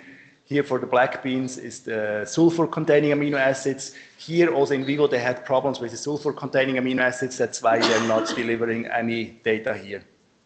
So overall, we show that the 2 approaches show highly comparable amino acid response patterns for the substrates. And I have the feeling I convinced you, you really can use that system. So this is the whole workflow that has to be done. So for a real DIAR and DIAS values, you have to test the undigested food on total nitrogen, then the amino acid profile, and the separate tryptophan. You have the undigested cookie, you digest them all in triplicate, you split them in pellet and supernatant, you do acid hydrolysis, you do total amino acid quantification, and calculate the DIAR or DIAS values. If you do it with the OPA, of course, you cannot have a DIAR, but you just have a total digestibility applied, and we call that then a proxy DIAR or proxy DIAS. So you see, the whole methodology is still complex and relatively time-consuming, especially to set up in a standard laboratory. And we also wanted to tackle this a bit. So in light of recent events, I just show you a few slides of our recent or very, very new article. So we were just having an article accepted in Nature Protocols. In the moment, it's in production, and I hope in a week or 2 it should be out. And here we really try to simplify everything. So here first you see the key differences between the digestibility protocol and the InfoChess2 protocol, which only covers digestion. So you see the preparation, of course, is different. So we need to have a protein-free cookie. We need to analyze nitrogen. We also specify that you really have to process the foods as you would consume it. So it doesn't really help you if you put in a raw potato, you have to cook this potato. And if it's a solid, then you have to also grind it to mimic the chewing. Then the in vitro digestion is very similar to the normal one, but here we have a normalization. So basically we just put in 40 milligrams of protein of every single food. We also have some additional works. So for example, pancreatine is not homogeneous, so you have to solubilize it in a different way. And in the original InfoChess protocol, it would be possible to also stop the digestion after 10 minutes or so. But here we really tell them you have to do it until the very end of the intestinal phase. Then here, this I already mentioned. So this is the precipitation part. So we have to do the separation between supernatant and pellets. And then I already showed you all the analytics we added to the initial protocol. And you already see here we have steps. So basically, all these different tasks are described in that paper in different different distinct steps. But the whole beauty of the new manuscript here is not only the manuscript, but also the supplemental material. So in the supplemental material, you find easy to follow step-by-step protocols. So we did step-by-step protocols for the enzyme tests. This was really a pain in the ass in the beginning. So we tell them, you do the treatment, then you centrifuge at this, then you pipe at 1 milliliter of this and this, and so on and so on. Then we have protocols for the reagent preparation, really dissolve 10 gram in 50 milliliters, store it for 2 years, and so on. Then we also have a step-by-step protocol for the whole in vitro digestion. So we consider here to have 10 samples in parallel. It's always a cookie and 9 other samples, and you have step-by-step description of what you have to do with your sample. And then, of course, we also have step-by-step protocols for the digest analysis. So I hope this really makes the whole method to be really straightforward to use it. And we didn't end there, but we have supporting Excel sheets. So basically, whatever is the outcome, the readout of the step-by-step protocol for the enzyme activity tests, you put them in here. So we have them for amylase, pepsin, and so on. You automatically, if you put exactly this data in, you get your activity for enzymes. With that activity, the whole digestion is calculated, how much of whatever you need, and so on. Then, if you follow the step-by-step protocol of the in vitro digestion itself, we in there have weights the tube W1, and then you put that into the wet lab hydro, and so on. And you have an immediate calculation of your digestibility just in this Excel sheet. Then, if you have replicates, if you have triplicate or 4 replicates or whatever, you can just open all of them, open this sheet, put in the name of the others, and it automatically takes all the different digestibilities together, the replications, and is creating graphs for you. So I think we really, with that, we made a very user-friendly calculation for every single lab. But we also didn't want to stop there. So this is just a method for research, but we also wanted to cover industry. So, and for industry, we evolved this method into ISO and IDF standards. So with that standard, as soon as this one is out, the industry can do that method and basically prove in an international consensus standard that they do it exactly the same as all the other countries, and they can trust that value. But for doing this, we had to do a ring trial. So we have been sending around the world different products. So we were sending around cookie, yogurt, whey protein, whole milk, Gruyere cheese, crushed chickpea, and soy protein isolate to test. This is the validation data we got back. So basically we got back data from 24 laboratories, and this is the different endpoints. So this is the primary amines with OPA, the TN, and the total amino acid results. This is different products we measured. And what we could take from that graph here is that, first of all, the 3 methods, they're equivalent. So basically, we don't really care with what of these methods you're measuring your sample, you get the same result. Here we have statistics for the OPA values here. So basically, we have the standard deviations of all the different methods. So with that, we can say that we have solid validation for at least OPA and TN, but what we're lacking a bit is the total amino acids. So we only got back total amino acid measurements from 4 laboratories, which is not enough for real statistics. But based on that findings, we now in the method have specified that you have to do a triplicate of your analysis. And if the variation between the triplicate exceeds 10%, you have to do a 4th replicate. So one of the outliers can exclude it. And I already showed you, so the total amino acids method is not really finished. So that's why we want you.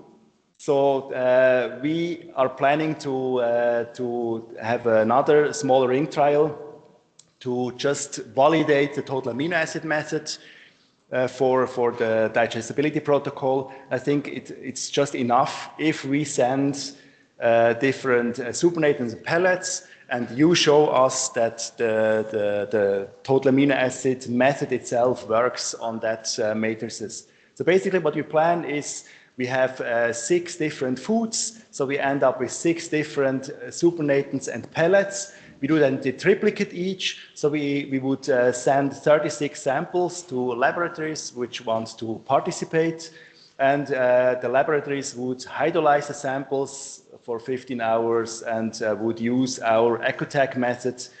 And so basically this would be a great opportunity. If you don't have the method set up already, this total amino acid quantification method, this would be really the opportunity to set up this method in your lab. And otherwise, if you already have set it up, it's a great way to control whether your analytics is good. So if you want to participate, please contact me. I think I jumped this because I'm a bit out of time. So I think I take that as a very last slide here. This is just to show we have measured different products right now, and what you here see is we have put them on the y-axis. Here is the protein content of each product. Here is the dias of each product, and the bubble size. You see that they're having different bubble sizes here. This is the total digestibility, and we mark them for plant-based food, for leguminoses, and for animal-based foods. So basically you see that the animal-based foods, they more or less sit here. The leguminoses more or less sit here, and the other plant proteins are sitting here. And based on the dias people, the foods between 75% and 100% dias, then they can be called a good source of protein, and these foods here are excellent source of protein. So I skipped the whole rest here, and just would like to thank my collaborators and, of course, the organizers to invite me. Thank you very much, Rita, for this excellent overview on this nice tool. Don't move on.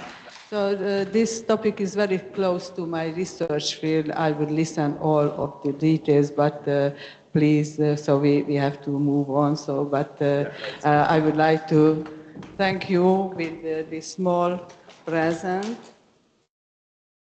Oh, I hope you have a large luggage to carry home. So thank you very much.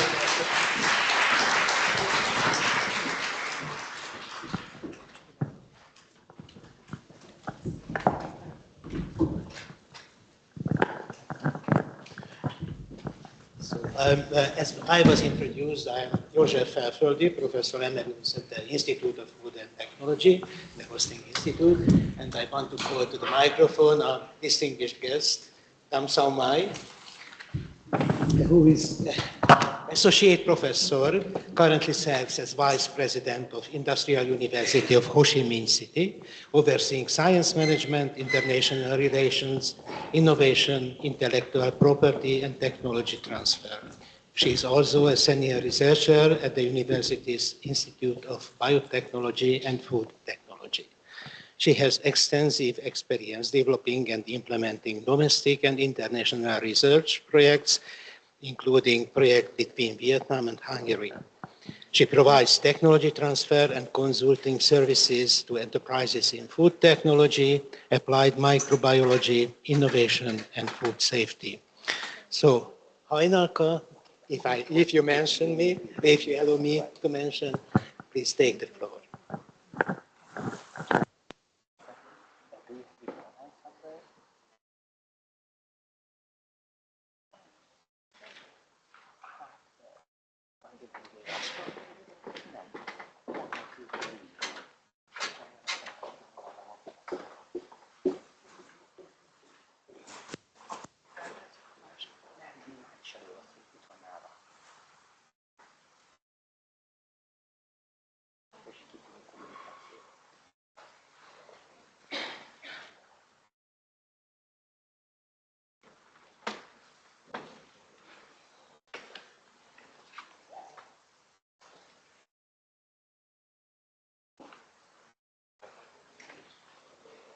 Igen, mondta a kvanttanár úr. Csak ő meg azt mondta, hogy kvanttanár úrnak elküldte e-mailen, hogy tegyük fel.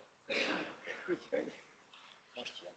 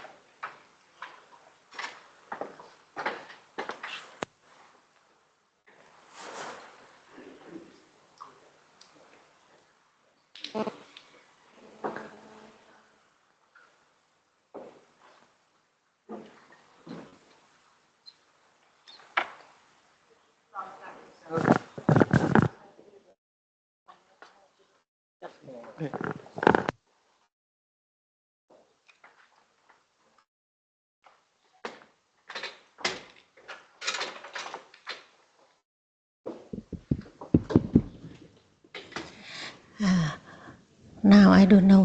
Good morning, everyone again. And before start my presentation today, you know that today is in Vietnam.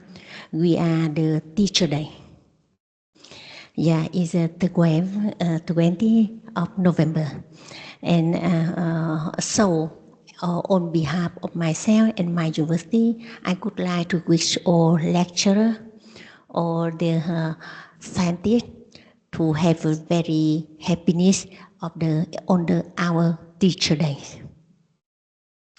In the first, I would like to introduce a little about my university. Of course, my university is placed in Ho Chi Minh City, is in the main campus. And you know that we in Vietnam we have the long country from the north to the south, and we have the 3 campuses. In the north, we have the 1 campus. In the middle, we have the 2nd, and in the main campus in the south of Vietnam. And in the south of Vietnam, we also have the 3 places and 1 place near the new airport of Vietnam.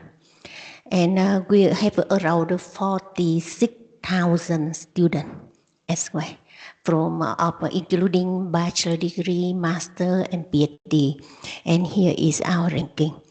And we are in Vietnam, we are the top 10 university in Vietnam.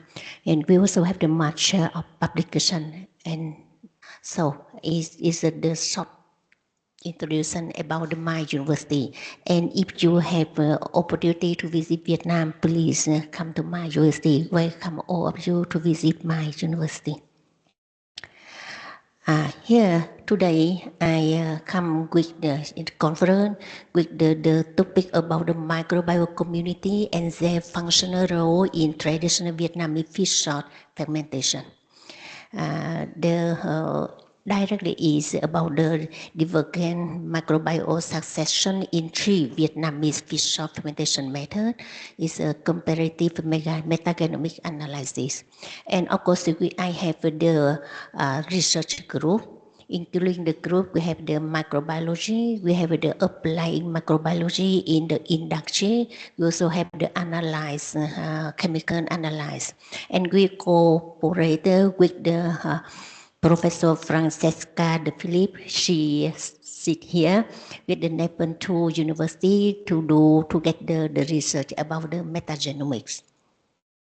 And as you know that, if you come to Vietnam, you can see everywhere we use the very small thing, but every fish, every dish we use this, it is a fish sauce. Is fish sauce. Yeah. When you call the fish and salt, many persons think that it's the salt only digestion from fish. But like the wine, if you do the wine only extraction from the grape, it's nothing. It only the liquid of sweet and sour a little, but nothing. But fermentation make the wine have the harmonized about the smell, about the aroma, about the taste. and it's similar in fish salt. It also needs to change in fermentation. And that's why we have a different kind of fish salt, many kinds of fish salt. And fish salt we use it when we cook. We use it when we eat something. And sometimes in Vietnam, some place when they do the coffee, they roast coffee, they take a little about the fish salt to improve the harmonizer of coffee. But no one knows about that. Similar like when you do the chocolate, you take a little about the chili. And no one knows inside of chili, but it's we improve the taste. It's similar of the fish salt. And when we go in the fish salt, of course, it is from the fish. Oh, sorry, because it is from the fish and the small fish we take from the ocean and we mix it with the salt. And sometimes when the boat is outside from the sea and take long time, they need to mix the salt together. And it takes around maybe 1 week before coming to the manufacture. And then in the manufacture, it will begin, it start the fermentation. Only fish and salt. And then how it fermentation occurs from the digestive of the microbiome inside in the fish. So it begins the story. How it happened, it depends on the inside, what kind of microbe inside. No one knows. The fish also doesn't know. And it depends on the size of fish. It depends on the way the fish grow in the sea. And who knows? So it will change the taste and the aroma of fish salt because of different kind inside of the fish. And it may take, generally it takes around 12 and 15 months for fermentation. It takes a long time. And then we will have a very nice color. But you know this, many persons come to Vietnam and try the fish salt. Someone likes, someone doesn't like. Why is that? Because the smell of this. Some is too strong, but some is good. And how we check. And so Vietnam is have, as I say, the long country. In the south of Vietnam, in the north of Vietnam, we have the 4 seasons, and we have the cold winter. And so as this cold winter, the fish salt is very difficult to become, to hydrolyze the protein from fish and become to amino acid. So here we use the stirring method.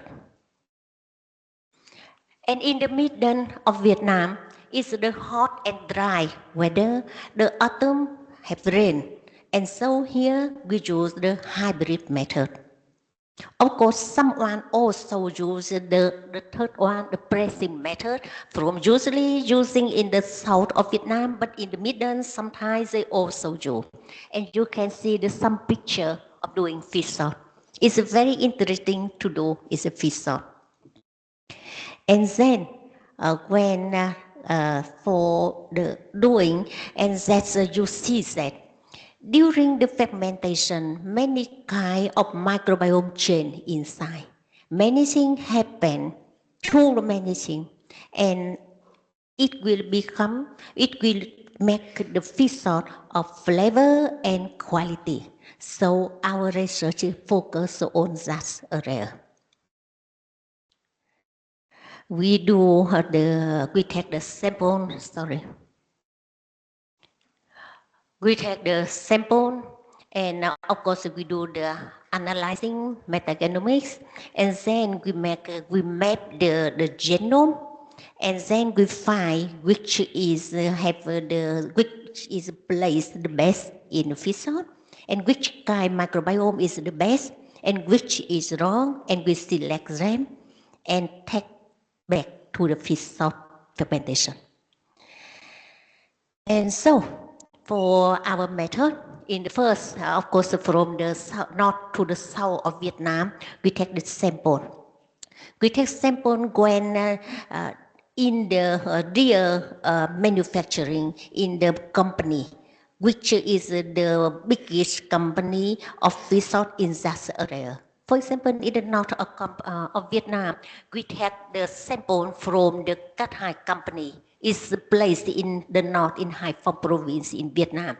And you can see it's a very nice seaside here, but only in winter it's cold. That's why when they chew the fish, they need to stir away. Mix salt and stirring away. So in the surface of the liquid of the inside will attack the microbiome more, and it will be hydrolyzed, the protein to amino acid. If we do the other method, it will take very, very long time. And then for in the midden of Vietnam, here the midden of Vietnam, we also have a seaside. So I think if you come to Vietnam, if we have time, we can go around Vietnam in the seaside to look around the fish salt producing. It's also very interesting. And if we take from the Thuận Hưng company, it is the place in Phan Thiết, now is in Bình Thuận province. And they use the hybrid method. How I say hybrid? Because in beginning, they need to press the fish with the salt in one like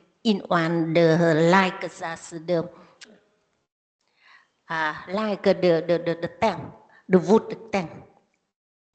And so they will take around the liquid outside, and after they do the cycle liquid, and after around maybe around 3 months, they start to do the stirring.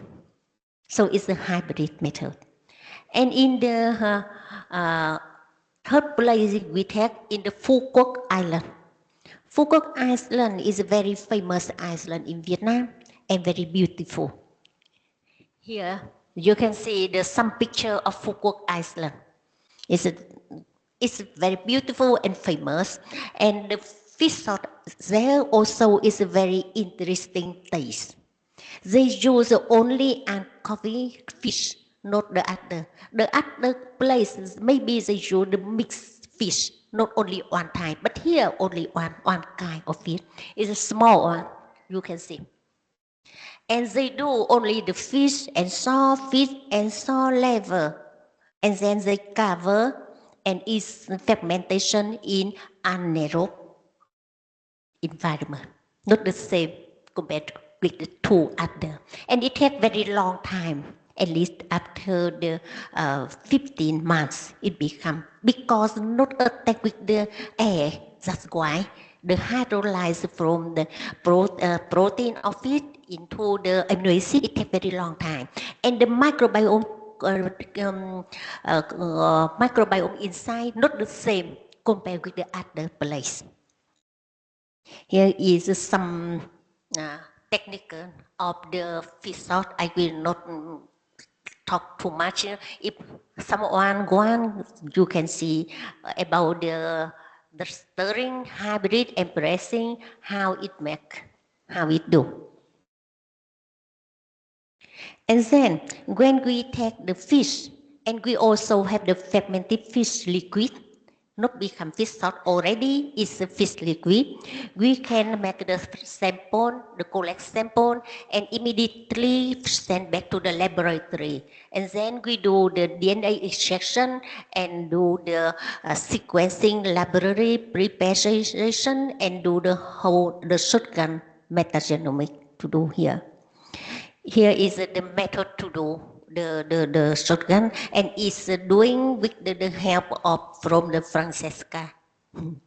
And as a parallel, we also do the analyze some characteristic of the fish salt. And we learn about the result. Here the composition of the beginning of the fish salt. And you can see is the all the characteristic is compared with the Codex standard, it fixed in. But not because we do with the three very famous place, as they keep it in right way. But in Vietnam, there are many other places, different places, and it is a problem about the history content. And so I also have tried out the result of the end of the result to use the microbiome, our microbiome product. It will reduce also. And so we also doing the sequencing assembly statistic, and it's one I make in here. In the beginning, I talked to you that we do the sample from the fish, and the 1 month, the 3 month, the 6 month, 9 month, and 12 month, and 15 month fermentation sample. But from the press method, we have only 4 samples. It means that after 6 months, we cannot collect the right DNA to do the sequencing. Even we try to do several times. Why is that? We think, we will repeat again, but we think because of the high salt inside and the anaerobic environment, and they only allow us to take the sample not inside the tank, only go out. Why is that? Because it's anaerobic. We cannot open all. It also happens. But the microbiome community in this sample, in the press method, also less than the other sample. And we also check the alpha diversity of all of the sample. And you can see that with the stirring method. Initial, you can see is initial. It takes around the high, and then it makes the level is coming, and the shape, but it's the start to decline. After the 9 or 12 months, it decline. And then it begins to reach the highest peak in the 15, after 15 fermentation month. And it shows that the stir method shows the greatest fluctuation and characterized by the several diversity increases in the midway. And before the break, in the end, it makes the peak very high. And with the hybrid method, it makes the more stable. It is stable. And it's the stable fermentation. It maintains constantly of high microbiome diversity. And for the press method, it most rapid and powerful diversity in early stage. Thus. But after that, it begins to reduce. And what is the community? For the taxonomic composition and co-microbiome we do. With the stirring method, you can see that in the fish, in the first, if it's very small, you can read down, Pseudomonas, maybe it will in the first is much and reduce, and in the last they become more. But for it's in the phylum, but with the genus, we have the mainly with the Halobacterium and the and the Tetragrammaticus also as well. And we also mostly is a Pseudomonas, we can see. But why is that? Because it is the salt. It's a high level of the salt inside. And we try to find which is suitable, which exists in the fish salt of the stirring method. With the hybrid method, is in the also the Pseudomonas can see much, but the main thing also the Tetragenococcus and the Halobacterium is mentioned in the fish salt. You can see in the midden. Because it also depends in the end, it's less of the protein and the bacteria also reduce something. And with the press method, it's less microbiome than the other. And in the beginning, you also see it's a very large one, it's lysine, and it's reducing. And something like the halobacterium is will much more hold the cycle. And if you can see, it's when we calculate the number of each bacteria in that, we can see this is the Halobacterium tetragenoticus. But it is not easy to isolate as well. So we also doing the functional specialized because for the in the first only to know which kind of bacterium inside, but the second we see which function of microbiome inside. And for example, in the Tetragenococcus is like the lactic acid bacterium is in this strain. This group is the core focus on the fermentation from the SIG2. You can see it's SIG1, SIG3.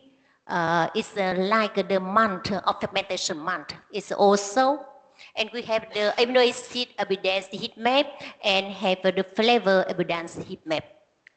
And in the beginning of the fermentation, beginning the first 3 months, the protein breakdown and the organic because of organic acid fermentation as well.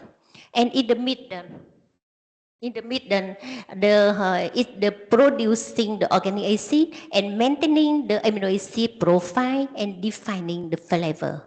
And the end, finishing, it is a flavor refinement through the conversion of certain amino acid into the volatile compound and adding the complexity. And so during the fermentation, you can see that's the amino acid compound. And here is the flavor compound inside.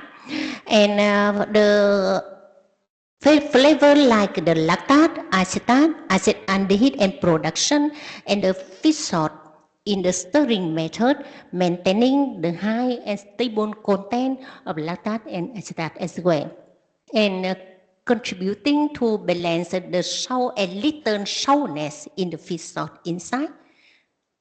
And for the hybrid method, it's different. It has make the high initial hydrolysis of the alanine, glycine, glutamine.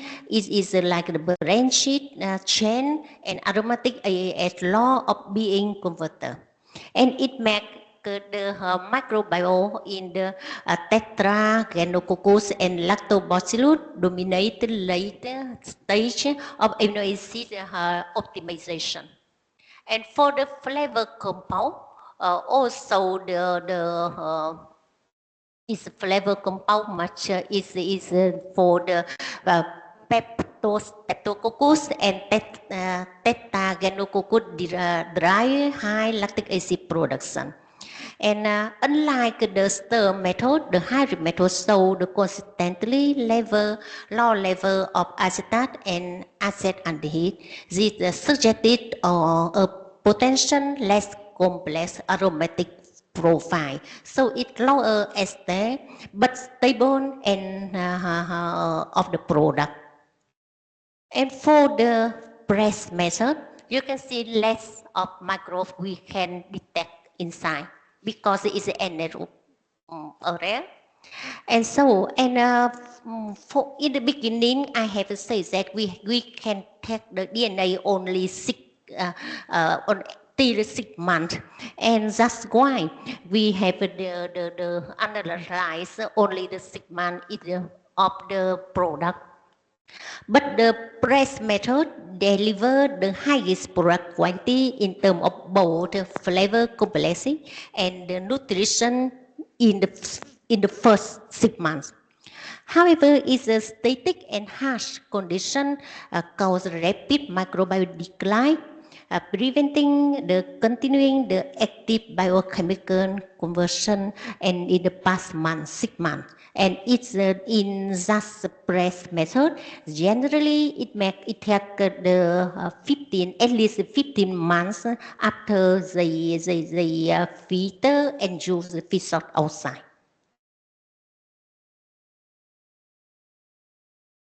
And then we also have the comparison about fish salt.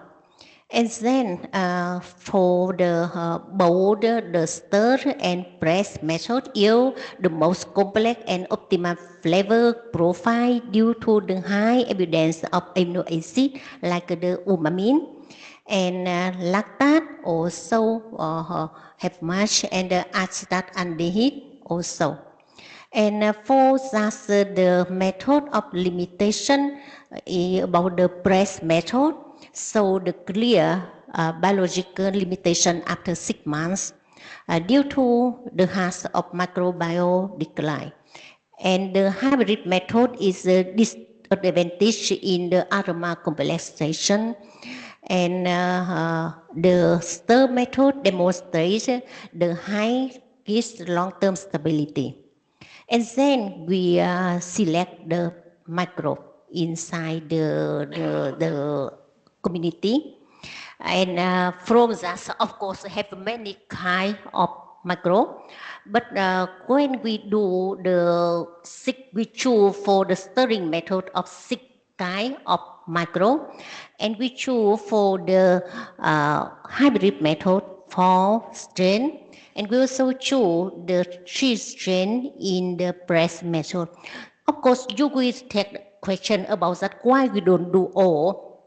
Because in the first we have not much time and we make the shorten, and then we also continue to do the research, and we do how is it quick and not too much, would not take too much the how I say the producing, because we need to produce that microbe in the manufacture, and then you can see is the product. We take the fish salt is like a no adding microbe. Thus we take the microbe is in the stirring method. It is in the hybrid method, and it is in the press method. And the quality is different. And of course, when we take the microbe, it makes it better. And we also do the improve one thing. You know that in this year in Vietnam, there are much of storming and cold in the north of Vietnam. And the fish is very difficult to become fish sauce. And you can see, it's in one company, they have problem and send me. They have the fish salt of stirring method. It takes the 7 months of fermentation and nothing. Not become the fish salt is. And then they asked me to send them the microbiome we have selected and producing in the manufacture to give them to solve this problem in the stirring method, because we have 3 parts. And when after 1 day we use it with the 0.05%, and it becomes like that. And after 1 week it becomes that. At 2 weeks it becomes that. And so it solves just the problem, because from this cannot become the fish salt. And it is here is I don't think yeah, they do the fish salt like that, they stirring again.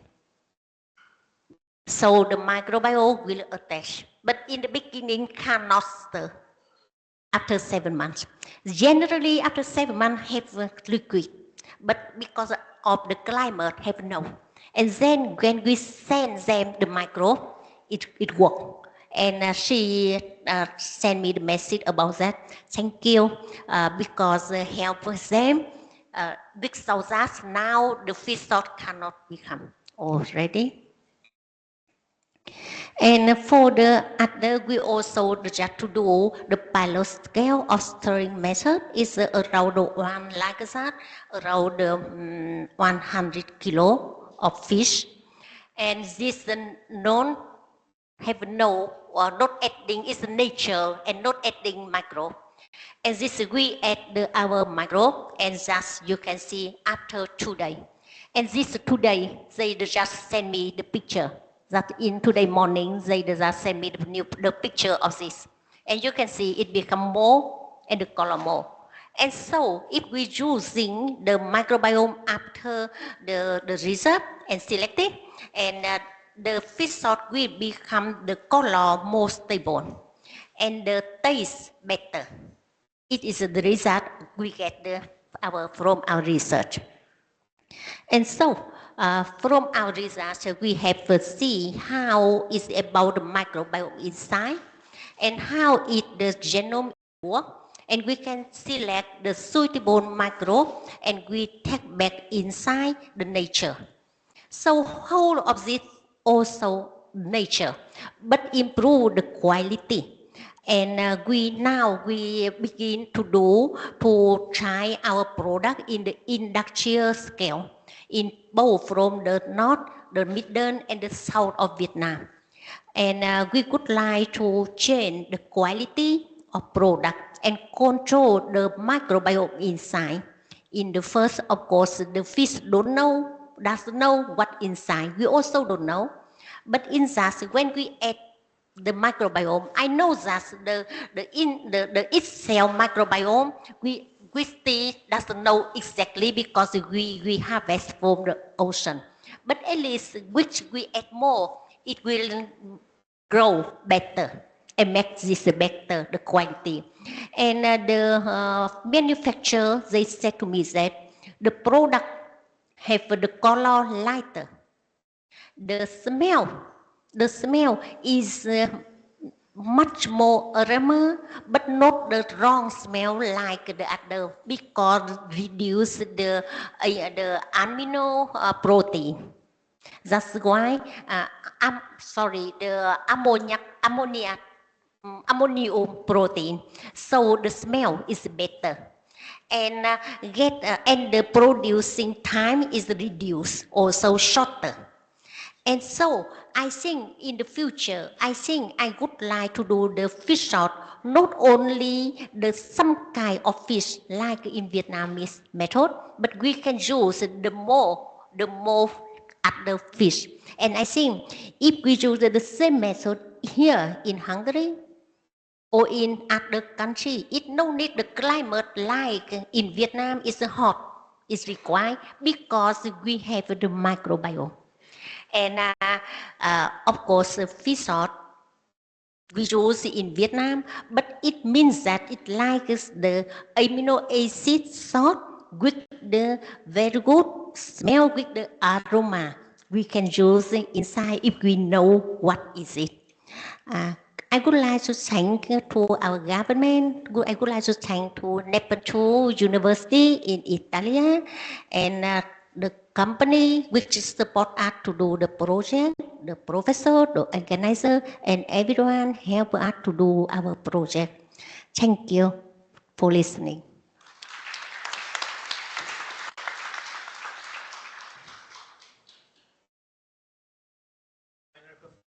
Very interesting presentation, and please accept a small present from the institute, hosting the institute.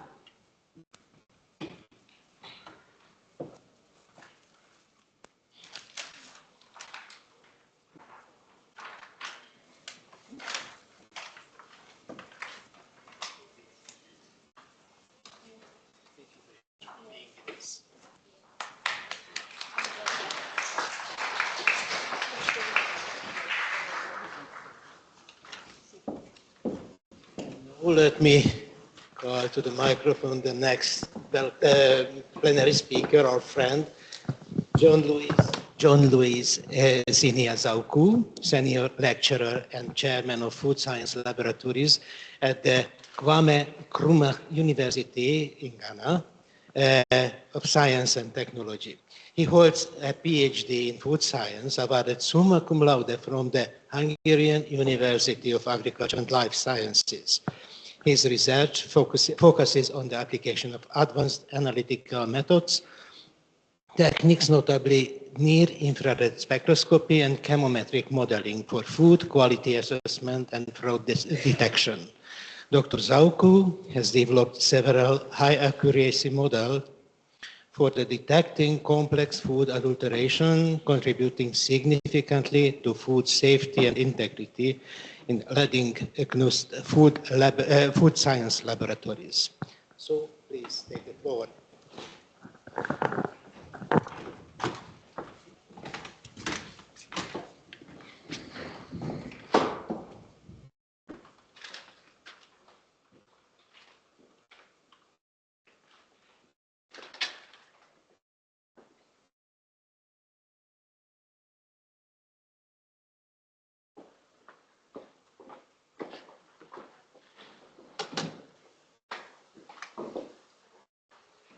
All right, thank you very much. Thank you very much, Prof. Chair. And a good morning to you all. So thank you very much again, Professor Reto Portman, and then Professor Dam, for the very enlightening presentation. So while they were presenting, I was asking myself, these are really good, innovative techniques about different extraction and isolation methods. And I was asking myself, when I go to the shop or in my lab to try to use one of these techniques, how do I know I'm using the right one? So that brings me to my topic, precision and trust. Because in the food industry, trust matters a lot. Without trust, consumers cannot rely on our products. So I'm from the Kwame Nkrumah University of Science and Technology in Ghana. And I would initiate my presentation with a story about food security. So food security, as defined by the United Nations, is simply saying that we achieve food security when everyone can have access to safe and then affordable food.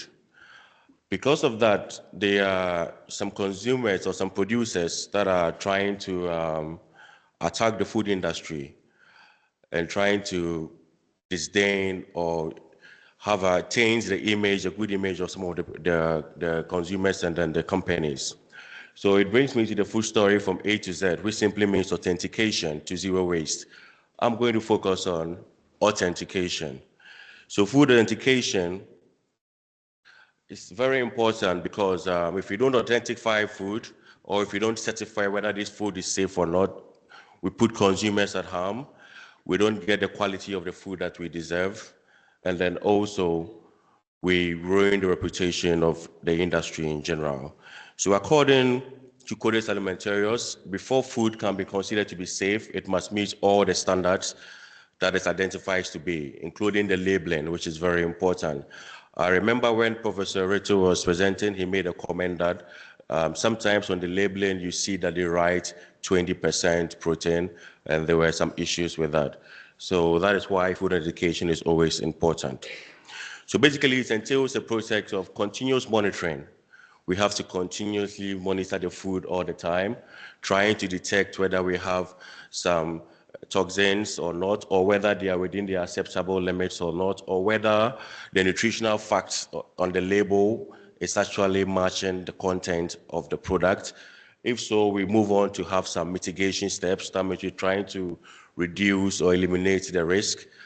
Then we update the regulatory policies to say whether, okay, this is safe per this standard or per that standard or per that method.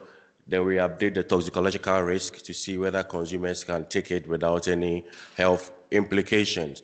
So it's basically a continuous cycle with most researchers in the food safety domain are continually doing. This is particularly important because food adulteration has increased a lot, and food adulteration is simply trying to manipulate food in order to make profit. So for increased profit, some consumers can either substitute the original raw material or change it, or nowadays just slightly modify it with inferior quality. Now, it's often very technical and sometimes very complex, such that the normal conventional techniques are unable to detect this. We have techniques such as HPLC and SUSLET and all those other existing technologies, which are still efficient, all right. But with the new innovative techniques, they're able to bypass some of the detection limits. And in addition, some of these techniques are expensive. Food adulteration continues to increase globally. I would show you a few videos here, which was taken from social media. You can see some people packaging something they claim to be Coca-Cola, and you can see it being packaged into Coca-Cola bottles. Some of these can end up on our market, and you never know where it comes from, but we consume it, and sometimes it can have health implications. There's also some juice being produced with, we have no idea what the chemicals being added are. And some of these things end up on our shelves. So these are all things that sometimes put consumers at risk. In this last video, we have these pineapples which are exported globally. Now, these pineapples are artificially grown with what we call calcium carbide. Now, calcium carbide is a carcinogen. That means that frequent consumption of calcium carbide can lead to cancer. These are some of the risks that we have on our market. In Europe alone, according to the European Union, between 2000 and 2005, they're having close to 2,000 cases of food fraud or food adulteration. That means that this problem is persistent and it really needs to be checked. So the FAO stated recently that the food adulteration processes nowadays have become so complex such that because our regular techniques may not be able to detect it, we need advanced techniques.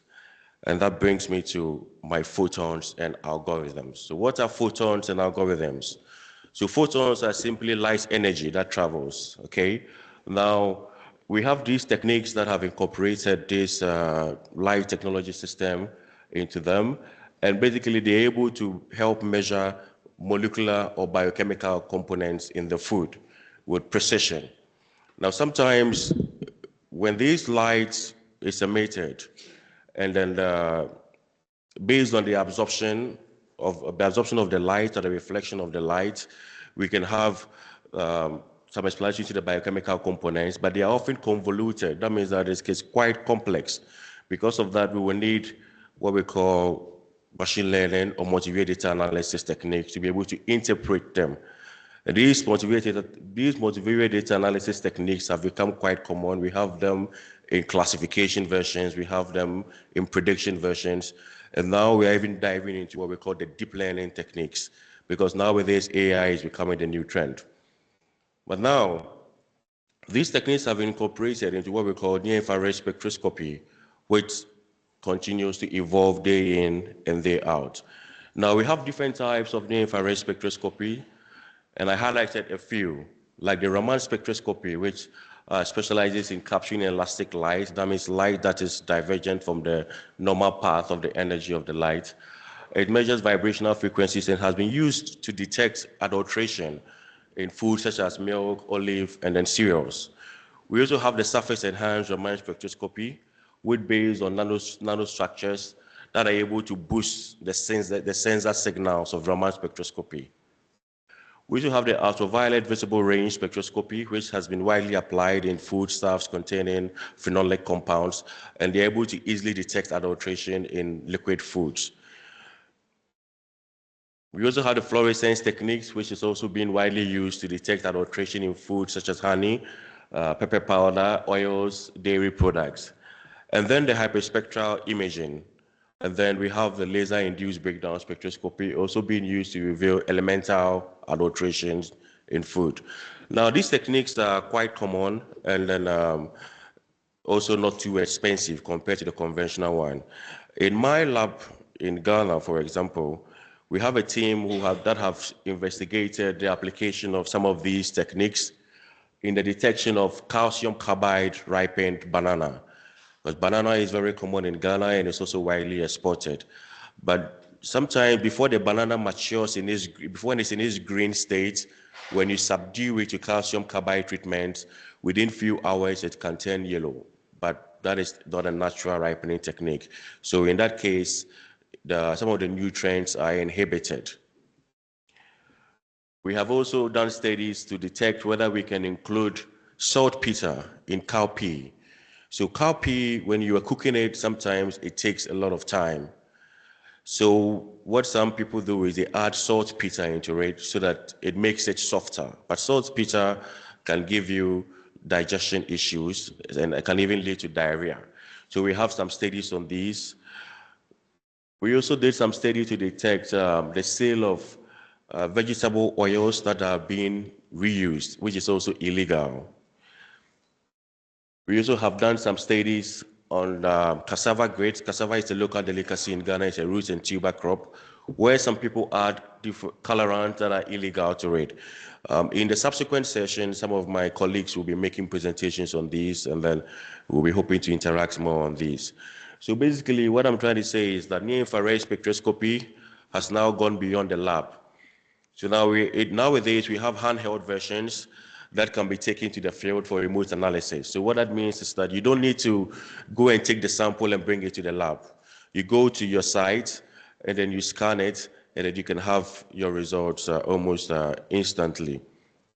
So it has gone beyond the lab and now is being used in handheld versions. These are mostly used by the regulatory authorities, mostly at the checkpoints, at the border checkpoints, where they receive the foods. So some of them come in like a gun form, already with battery size, portable battery size. They can even be in your pocket. So you just scan it and instantly it gives you the results.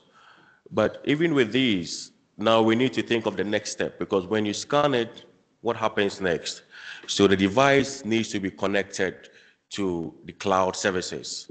So such that as immediately you scan it, the spectra is immediately uploaded to the cloud services, because the model has already been generated and then calibrated in the cloud system. So it checks your model, then immediately it gives you a feedback whether this is good or this is bad. And this is at the regulatory level. So these handheld devices have been applied, for example, in a study by Brady et al., where they use this handheld portable version, and they use it to detect coffee adulteration, when people were adding the coffee husk to the coffee itself and selling it as original coffee Robusta, which is quite expensive. So they use some machine learning techniques or chemometric techniques, and also they could arrive at a result of 98% and then 100% in prediction of the adulterant concentration. So this couldn't have been done without exporting the data to cloud system, where we have the Internet of Things. So a similar study was reported also, where the handheld study was used to detect soluble solids in wines and then grapes. This is particularly important because wine and grapes are naturally expensive products, and therefore their preparation must be done carefully. So with this also, they applied chemometric techniques where they got prediction values as high, with an R-square coefficient as high as 0.81. This again couldn't have been done without the Internet of Things. Recently, I also came across a study where students monitored the production of beer through this cloud system. So they had set up a lab they had a lab where they were checking for they were monitoring the fermentation process of beer, especially the malting stage, where the germination starts and the biochemical process starts to change. So instead of being in the lab and constantly monitoring it, they had just set up this photonic system which constantly kept capturing the data and sending it to the cloud system, and they were at home. So just relax at home and just getting the feedback on their mobile phones, which we think it's also a great step. Christian Hack and his colleagues also talked about these NIR spectroscopies, especially the handheld versions and cloud systems, in the application of for detection of palm oil adulteration and other food products. So basically, handheld or portable spectrometers are going to the next level. These are the future. It's quite clear because now, beyond the lab, what researchers are now doing is we are trying to incorporate some techniques or some instrumental advances such that we can carry them along even on our mobile phones. This is still research in progress because it's going to need a lot of physics, technical physics there. But nonetheless, it is still work in progress, and there are some studies that have done, that have reported such outcomes. So it's quite clear that simply photons and NIR spectrometers are going to be very, very reliable and very much needed in the future. But interestingly, even though these techniques are quite sensitive and rapid, you can get a scan within few seconds and your results within few seconds, and they are quite rapid. But generally, there are some gaps such as the development of the calibration model. And because basically NIR is like looking for a needle in a haystack, you know. You have a lot of, if you're familiar with NIR, you see that the spectra are so many, and sometimes it's difficult to identify even the peaks. So we need advanced data analytical methods. And I will talk about a few, such as the aquaphotomics theory, which basically tries to take advantage of the water metrics. So we have absorption bands and the overtone region of the water, where we use the hydrogen bonds and absorption bands based on the water spectral patterns to detect whether this food is authentic or not. So it's an approach that can be explored now in the form of data analysis. We also are encouraging the use of nanophenotyping, where we try to now we don't just say, for example, this product is fake or this product is not original, but we want to identify exactly which part is fake. If it's a flour, is it the whole flour or just a particular component? And if it's adulterated or if it contains some illegal substance, at what point at the subcellular level can we find it? So when this is implemented, we wouldn't just say we could predict 5% adulteration or 2% adulteration, but we can say that we could predict 5% adulteration, and adulteration was happening inside maybe the starch content or just at the surface, or it was being particularly, the adulteration was targeted at the protein content. For example, when people adulterate milk substances with amino acids, we can be able to pinpoint that this particular amino acid no longer exists in this milk product. So that is the next step in the area of photonics for food authentication. And for these, researchers are proposing that we combine microscopy with NIR spectroscopy. Since NIR just gives us the absorption bands, microscopy can give us the subcellular explanation of what is going on. And also, they are introducing techniques to break the diffraction limit of the light and use advanced scanning probes that are very small and much portable than what we already have, such that we can even just connect them to our phone, or even with Bluetooth devices with our phone. Some studies have even used phone cameras already to try to detect these adulterations. We also have what we call the generative AI models, where for this technique, we are trying to simulate the fraudster. So instead of waiting for the product to get to the port or to get to this market or to get to the shop or to the market, then we say it's fake, we can try to do it in our labs. So basically what we do is that we use artificial intelligence and deep learning models to simulate the spectra. So we can have the original spectra of the product, which we have measured in the lab. Then using the models, we can calculate the standard deviations or try to calculate some expected adulterant level of 0.1 or 0.2, very minute concentrations. So the deep learning models can fake these synthetic spectra, and then we have also the false spectra, which can also be generated by ourselves. So with these, we can generate as many spectra and have a huge database without even going to the market. So once we have such a huge database, then the validity of our model can be reliable, because we know that whatever adulteration method that is used or whatever concentration that is used, it should have been tested in our database using these generative AI tools. We also have the algorithmic reg teaming, where we are trying to propose a library We have a general library with the cloud, Internet of Things, where anybody can access it from any point in time and from any part of the world. You can simply just upload your spectra and it can tell you that this product contains Sudan dye or not, or this product is actually authentic, or we can say this product was processed with maybe this fish sauce was processed with a stirring method, so we can have all the calibrated models there in the cloud. With internet, anybody can have access to it. So that means we are taking the digital twins to the next level, because NIL cannot take place without digitalization. We have already done it in the labs. We have tried to apply it at the regulatory sites and centers, and now we need to take it out. So I will conclude by saying that food adulteration is often invisible to the eye because it is technical. We have existing techniques already that are applicable, but they have issues of sensitivity, economic implications, and they can be slow. Then we have the future, where it's photonics with algorithms combined. So basically, this is how the future looks. You can go to the store, pick up your product, you read about the nutritional content on the label, you scan it, it tells you it is correct or it is incorrect. You make a decision whether to buy or not, and then you leave as a happy customer. Thank you very much, and I would like to extend my appreciation to the organizers of the conference for this opportunity. Thank you.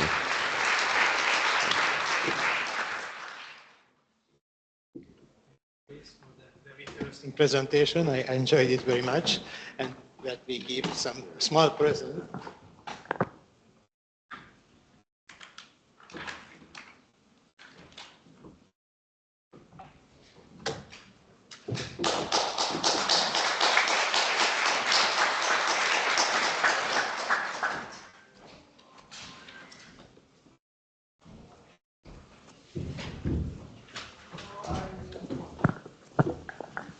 I would like to introduce our next speaker, Francesca De Filippis.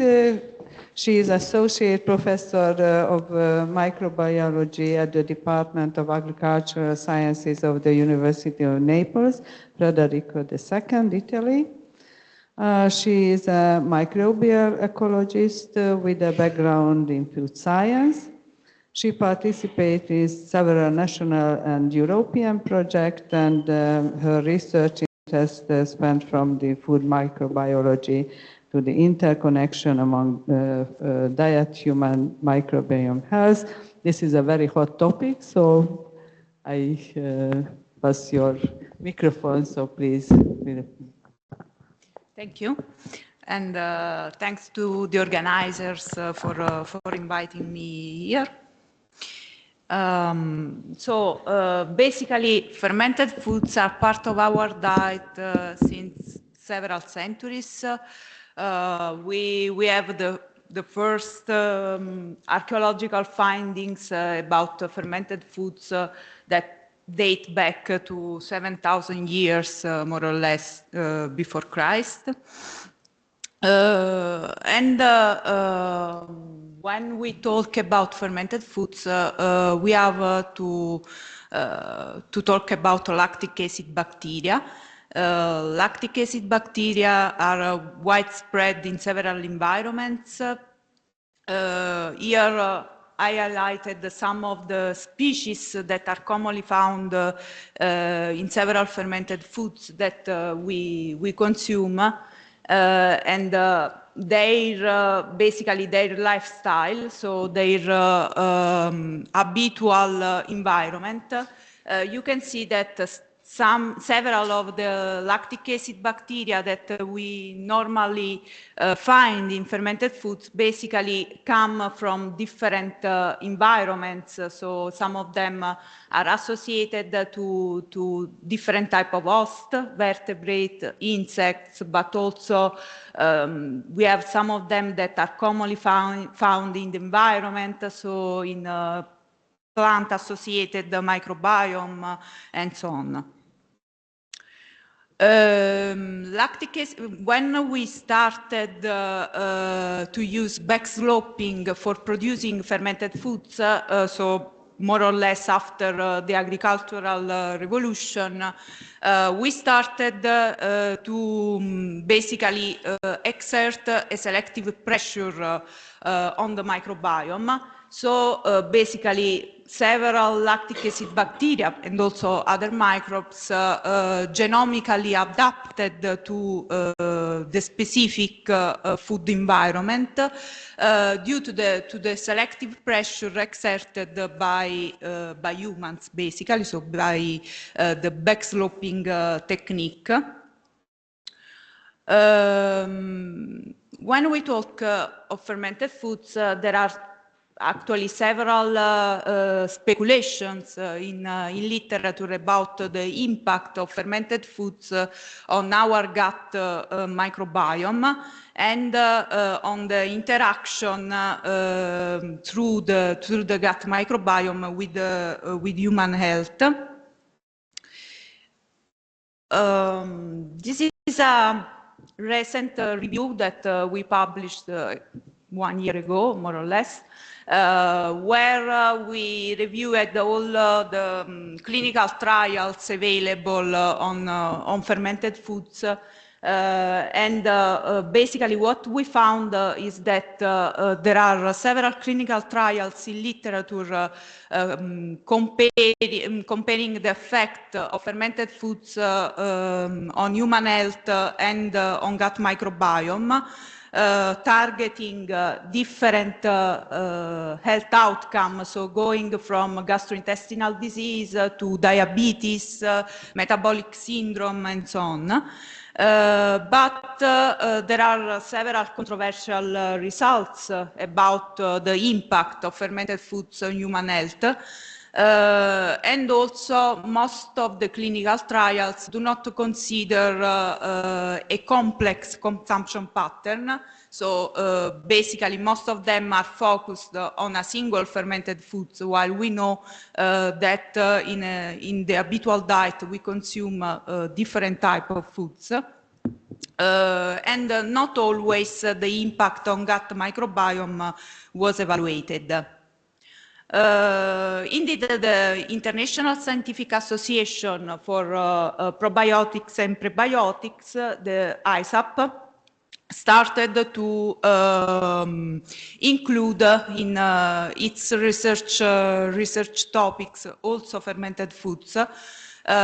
Basically, some years ago, they produced a sort of a classification of different foods that we normally consume, not only fermented foods, a classification of the estimated content of live microbes.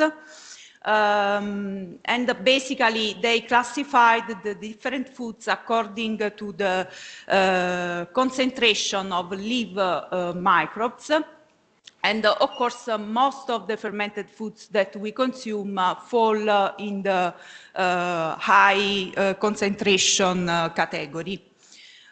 Using this classification, later they evaluated the impact on health of the consumption of live microbes in the diet. So basically, using a huge population of around 40,000 individuals, they tried to correlate the intake in the diet of live microbes with different health parameters. And basically, in most of the case, they concluded that a high intake of live microbes in the diet is associated with positive health outcomes, so a reduced body mass index, reduced inflammation, so the C-reactive protein is a marker of inflammation, cholesterol, and so on. This is why they suggested that there should be a daily recommended dose of live microbes. Our industrialized diet, the typical in westernized societies, usually have a low content of live microbes, and basically what they concluded is that we should increase the content of microbes, of course, beneficial microbes in our diet, because this is associated with an improved immune system, with a reduction of inflammatory disease, and so, of course, with a positive health outcome. This is why in my university, one of the most important research topic is to try to understand if the microbes that we ingest through the diet are transferred to the gut microbiome. Some years ago, we were involved in this European project that developed the first metagenome catalog of foods, where we included more than 2,500 food metagenome, most of them coming from fermented foods. Basically, these data that are now publicly available in this database were then integrated with also oral and fecal metagenome, with human oral and fecal metagenome. What we found, first of all, is that there is a high percentage of unknown species. So basically, even if we have been studying fermented foods for several years, there are still several species that are not reported in literature. So we arrived to identify a good portion of this microbiome, but there are still species that cannot be identified, so we have them only at family or genus level. Then we compared the metagenome of these foods, so the microbiome of these foods with the human microbiome. We found that some of the species, mainly lactic acid bacteria and also some bifidobacteria species that are really prevalent in different types of foods, most of all fermented foods, are also really prevalent in the human gut, and in some cases also in the human oral microbiome. Most interestingly, we compared the genomes of the species. So you can see, for example, here that basically the genomes coming from the gut microbiome that are in blue, those highlighted in blue, and the genomes coming from the food microbiome are really similar.